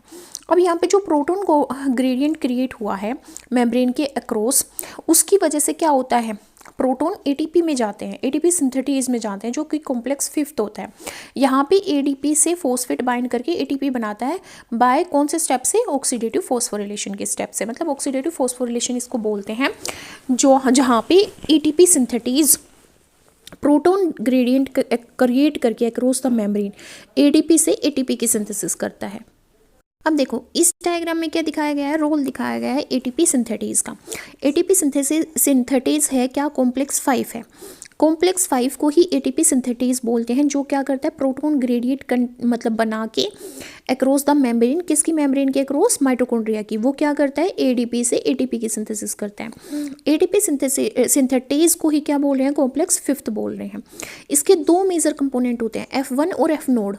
F1 हेड पीस में प्रेजेंट है, हेड पीस में प्रेजेंट है, जो peripheral membrane protein complex form करता है। पेरिफेरल मतलब बाउंड्री वाला प्रोटीन कॉम्प्लेक्स, जैसे हमें यहाँ पे दिख रहा है। एंड इसके अंदर क्या प्रेजेंट होती है, एटीपी को सिंथेसाइज करने की साइट। ये एडीपी पे फॉस्फेट को बाइंड करके एटीपी बनाता है। ये एटीपी सिंथेसिस का काम करता है, किसको बाइंड करके, इनऑर्गेनिक फॉस्फेट को। ये क्या है, इनऑर्गेनिक फॉस्फेट है, ठीक है। और जो एफ नोड होता है, ये इंटीग्रल मेम्ब्रेन प्रोटीन है, क्योंकि ये मेम्ब्रेन के अंदर धंसा हुआ है, इसलिए इसको इंटीग्रल मेम्ब्रेन प्रोटीन कॉम्प्लेक्स बोलते हैं, जो चैनलिंग का काम करता है, जो चैनल क्रिएट करता है इनर मेम्ब्रेन सरफेस में। इस चैनल से क्या होता है, प्रोटॉन पास होते हैं। प्रोटॉन क्या, हाइड्रोजन एटम्स। ये चैनल से पास होते हैं कैटालिटिक साइट पे, किसकी कैटालिटिक साइट पे, F1 की कैटालिटिक साइट पे, जो हेड पीस में प्रेजेंट है, ताकि किसका प्रोडक्शन हो सके, एटीपी का प्रोडक्शन हो सके। फॉर ईच एटीपी प्रोड्यूस, हर एक एटीपी मॉलिक्यूल के लिए कितने प्रोटॉन की जरूरत पड़ती है, 2 H पॉजिटिव की जरूरत पड़ती है, जो F नोड से कहाँ पे जाते हैं, F1 में जाते हैं, ठीक है। मतलब इंटर मेम्ब्रेन स्पेस से मैट्रिक्स की तरफ जाते हैं, और इसकी वजह से इलेक्ट्रोकेमिकल प्रोटॉन ग्रेडियंट क्रिएट होता है, जिससे क्या होता है, एक एटीपी मॉलिक्यूल की सिंथेसिस होती है, ठीक है। हमें यही याद रखना है कि एटीपी सिंथेटेज है, उसमें 2 यूनिट है, एक F1 एक F नोड। F1 क्या है, हेड पीस है। हेड पीस में क्या होता है, हेड पीस में क्या होता है, जित 2 हाइड्रोजन जब आएंगी F नोड से, F नोड क्या है, इंटीग्रल प्रोटीन है। अब ये क्या करता है, चैनल क्रिएट करता है, जिसकी वजह से 2 हाइड्रोजन किसके पास आती है, F1 के पास आती है। जैसे ही 2 हाइड्रोजन आएंगी, इलेक्ट्रोकेमिकल प्रोटॉन ग्रेडियंट क्रिएट होगा, और यहाँ पे जो इनऑर्गेनिक फॉस्फेट है, वो एडीपी से बाइंड होकर एटीपी की फॉर्मेशन होगी। तो एक एटीपी मॉलिक्यूल के लिए कितनी हाइड्रोजन की जरूरत पड़ती है, 2 हाइड्रोजन की। आप प्रोटॉन पूछ ले तो 2 प्रोटॉन की। आता है रेस्पिरेटरी बैलेंस शीट, जिसके बारे में हम बात कर चुके हैं, फिर भी कुछ पॉइंट्स पढ़ते हैं। There is sequential orderly pathway functioning. हमने देखा कि पहले भाई हमारा ग्लाइकोलाइसिस होता है, फिर क्रैब साइकिल होती है, अगर एरोबिक पाथवे की बात कर रहे हैं, फिर ETC होता है, मतलब इलेक्ट्रॉन ट्रांसपोर्ट चेन होता है, जिसमें एक सबस्ट्रेट फॉर्म होता है, दूसरे का मतलब दूसरे के लिए वो सबस्ट्रेट का काम करता है। जैसे हमने देखा ग्लाइकोलाइसिस में हमारा पायरुवेट बना, पायरुवेट के बाद फिर हमारा एसिटाइल कोएंजाइम बना, एसिटाइल कोएंजाइम के बाद हमारा कार्बन डाइऑक्साइड रिलीज होता है, ठीक है। तो ये चीज़ हम देख रहे हैं। तो एक चीज़ में जो प्रोडक्ट बन रहा है, वो दूसरी साइकिल के लिए सबस्ट्रेट का काम कर रहा है। NADH सिंथेसाइज होता है, ग्लाइकोलाइसिस में भी सिंथेसाइज होता है, और वो हमारा TCA साइकिल में भी सिंथेसाइज होता है, जो माइटोकॉन्ड्रिया में ट्रांसफर किया जाता है, और वहाँ पे ऑक्सीडेटिव फॉस्फोरिलेशन चल के उससे ATP बनाई जाती है। None of the intermediate in the pathway are utilised to synthesise any other compound. कोई भी इंटरमीडिएट स्टेप, जैसे हमने ग्लूकोज 6 फॉस्फेट की बात करी, जैसे हम ग्लाइकोलाइसिस में बात करें, ग्लिसरॉल्डिहाइड 3 फॉस्फेट की बात कर रहे हैं, 6 फॉस्फेट की 3 फॉस्फेट की बात करें, तो ग्लिसरॉल्डिहाइड 3 फॉस्फेट या ग्लूकोज 6 फॉस्फेट जो है, उनका यूज़ नहीं किया जाता कुछ और बनाने के लिए। Only glucose is being respired, no other alternative substrate are entering in the pathway. Intermediate step में और कोई भी, जैसे भाई हम प्रोटीन की बात करें, फैटी एसिड की बात करें, वो एंटर नहीं करेगा, सिर्फ ग्लूकोज एंटर करेगा, ठीक है। अब हमने पढ़ा तो ये कि हम स्टेप बाय स्टेप हमने पढ़ा कि पहले ग्लाइकोलाइसिस होती है, फिर TCA साइकिल होती है, फिर हमारी क्या होती है, इलेक्ट्रॉन ट्रांसपोर्ट चेन होती है। बट ऐसा नहीं होता, ये सारे पाथवे साइमल्टेनियसली वर्क करते हैं। और देखो हमने थ्योरेटिकली क्या पढ़ा, 38 मॉलिक्यूल्स ATP के रिलीज होते हैं, बट बहुत सारे ऐसे मॉलिक्यूल्स होते हैं जो प्रोटॉन लीकेज की वजह से माइटोकॉन्ड्रियल मेम्ब्रेन में जिसकी वजह से एक्चुअल जो यील्ड है एटीपी की वो नहीं हो पाती। तो बहुत सारे चेंजेस आते हैं। तो मतलब प्रैक्टिकली हम बात करें तो 36 एटीपी मोलिक्यूल, एनसीईआरटी ऐसा बोल रहे हैं। बहुत सारी बुक्स में 32 to 38 लिखा गया, कभी कभी 32 to 34 लिखा गया, पर हमें क्या करना है, एनसीईआरटी को फॉलो करना है। तो अगर नेट एटीपी गेन पूछा जाता है आपसे, अगर आपसे नेट एटीपी गेन पूछा जाता है तो हमारी एक्चुअल यील्ड जो है वो 36 एटीपी मोलिक्यूल्स की आएगी एज पर एनसीईआरटी। ठीक है, पर हमने थ्योरेटिकली क्या पढ़ा था, 38 पढ़ा था। ठीक है, अब ये क्या बोलता है कि जो फर्मेंटेशन है वो क्या थी, हमारी एनएरोबिक रेस्पिरेशन थी।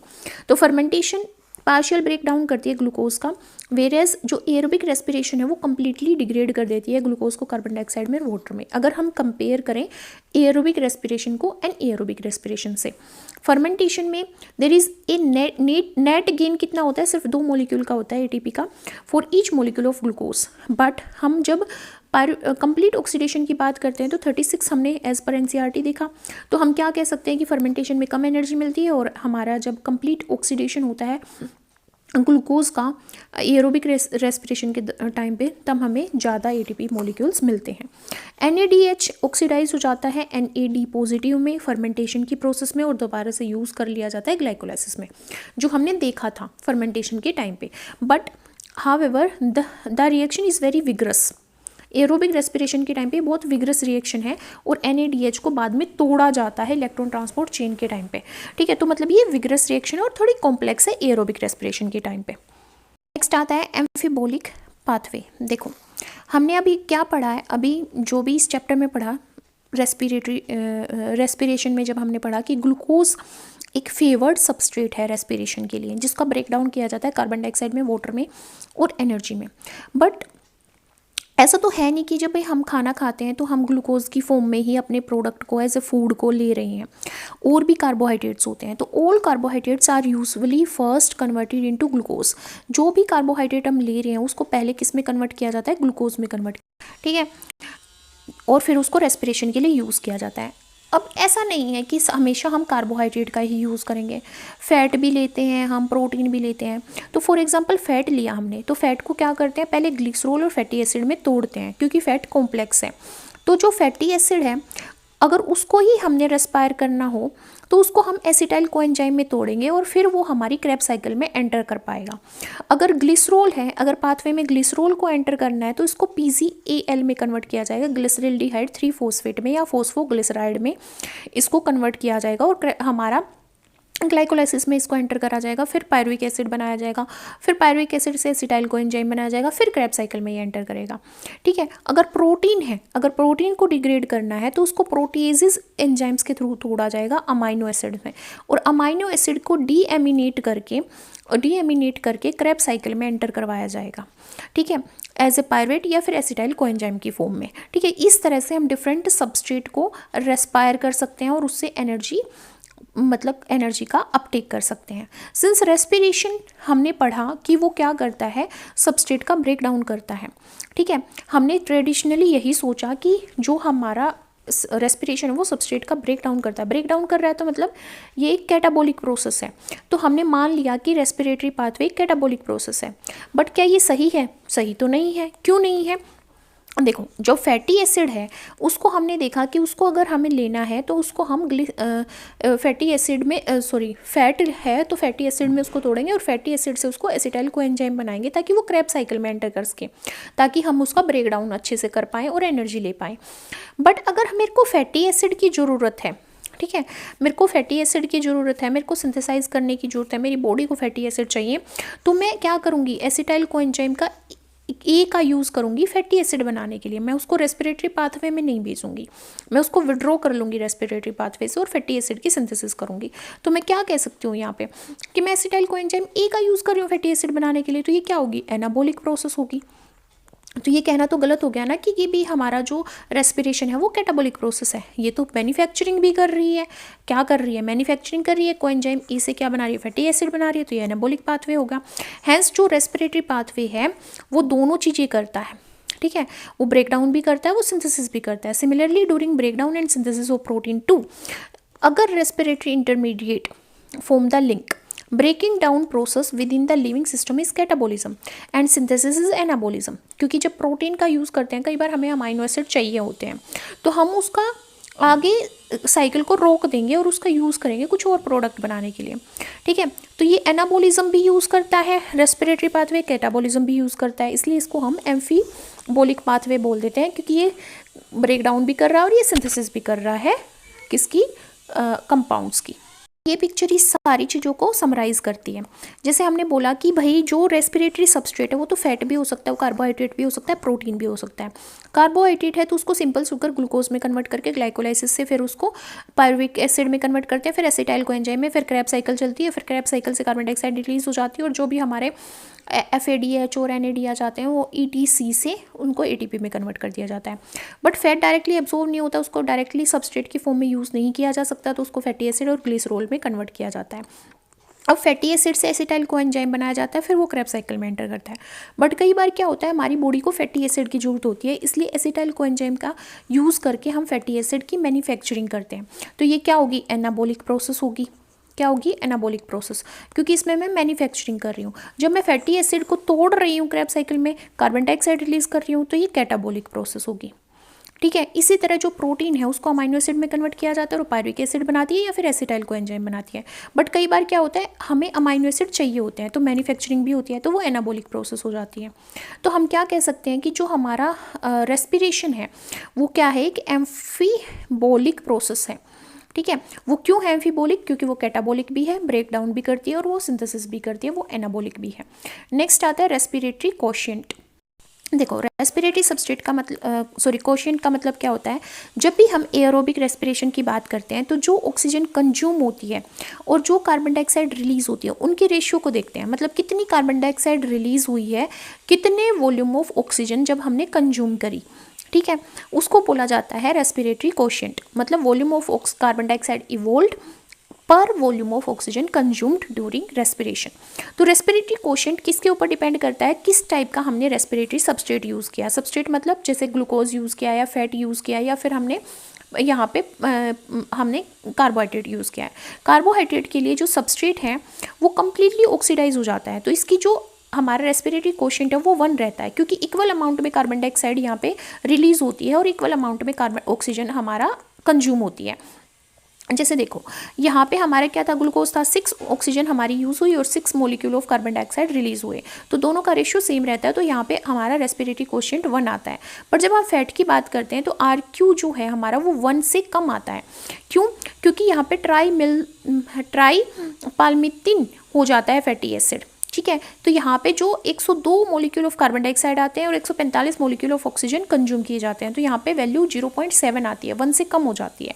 जब हम protein as a substitute use करते हैं तो हमारा जो रेशियो है वो अबाउट 0.9 होता है। ठीक है, पर हमें यहाँ पे ध्यान रखने की क्या बात है कि जब भी हम रेस्पिरेटरी सबस्ट्रेट यूज़ करें तो हम कोई प्योर फॉर्म में प्रोटीन को कंज्यूम नहीं करते, प्योर फॉर्म में फैट को कंज्यूम नहीं करते, प्योर फॉर्म में कार्बोहाइड्रेट को कंज्यूम नहीं करते। तो हमेशा रेस्पिरेटरी कोशिएंट कांस्टेंट नहीं रहेगा, ये चेंज होता रहेगा। ठीक है, ये बात हमें ध्यान रखनी है। और इसी के साथ हम हमारा चैप्टर ख़त्म करते हैं। If you do like the video then please thumbs up and subscribe to my channel, and if you do have any query then write in the comment section given below.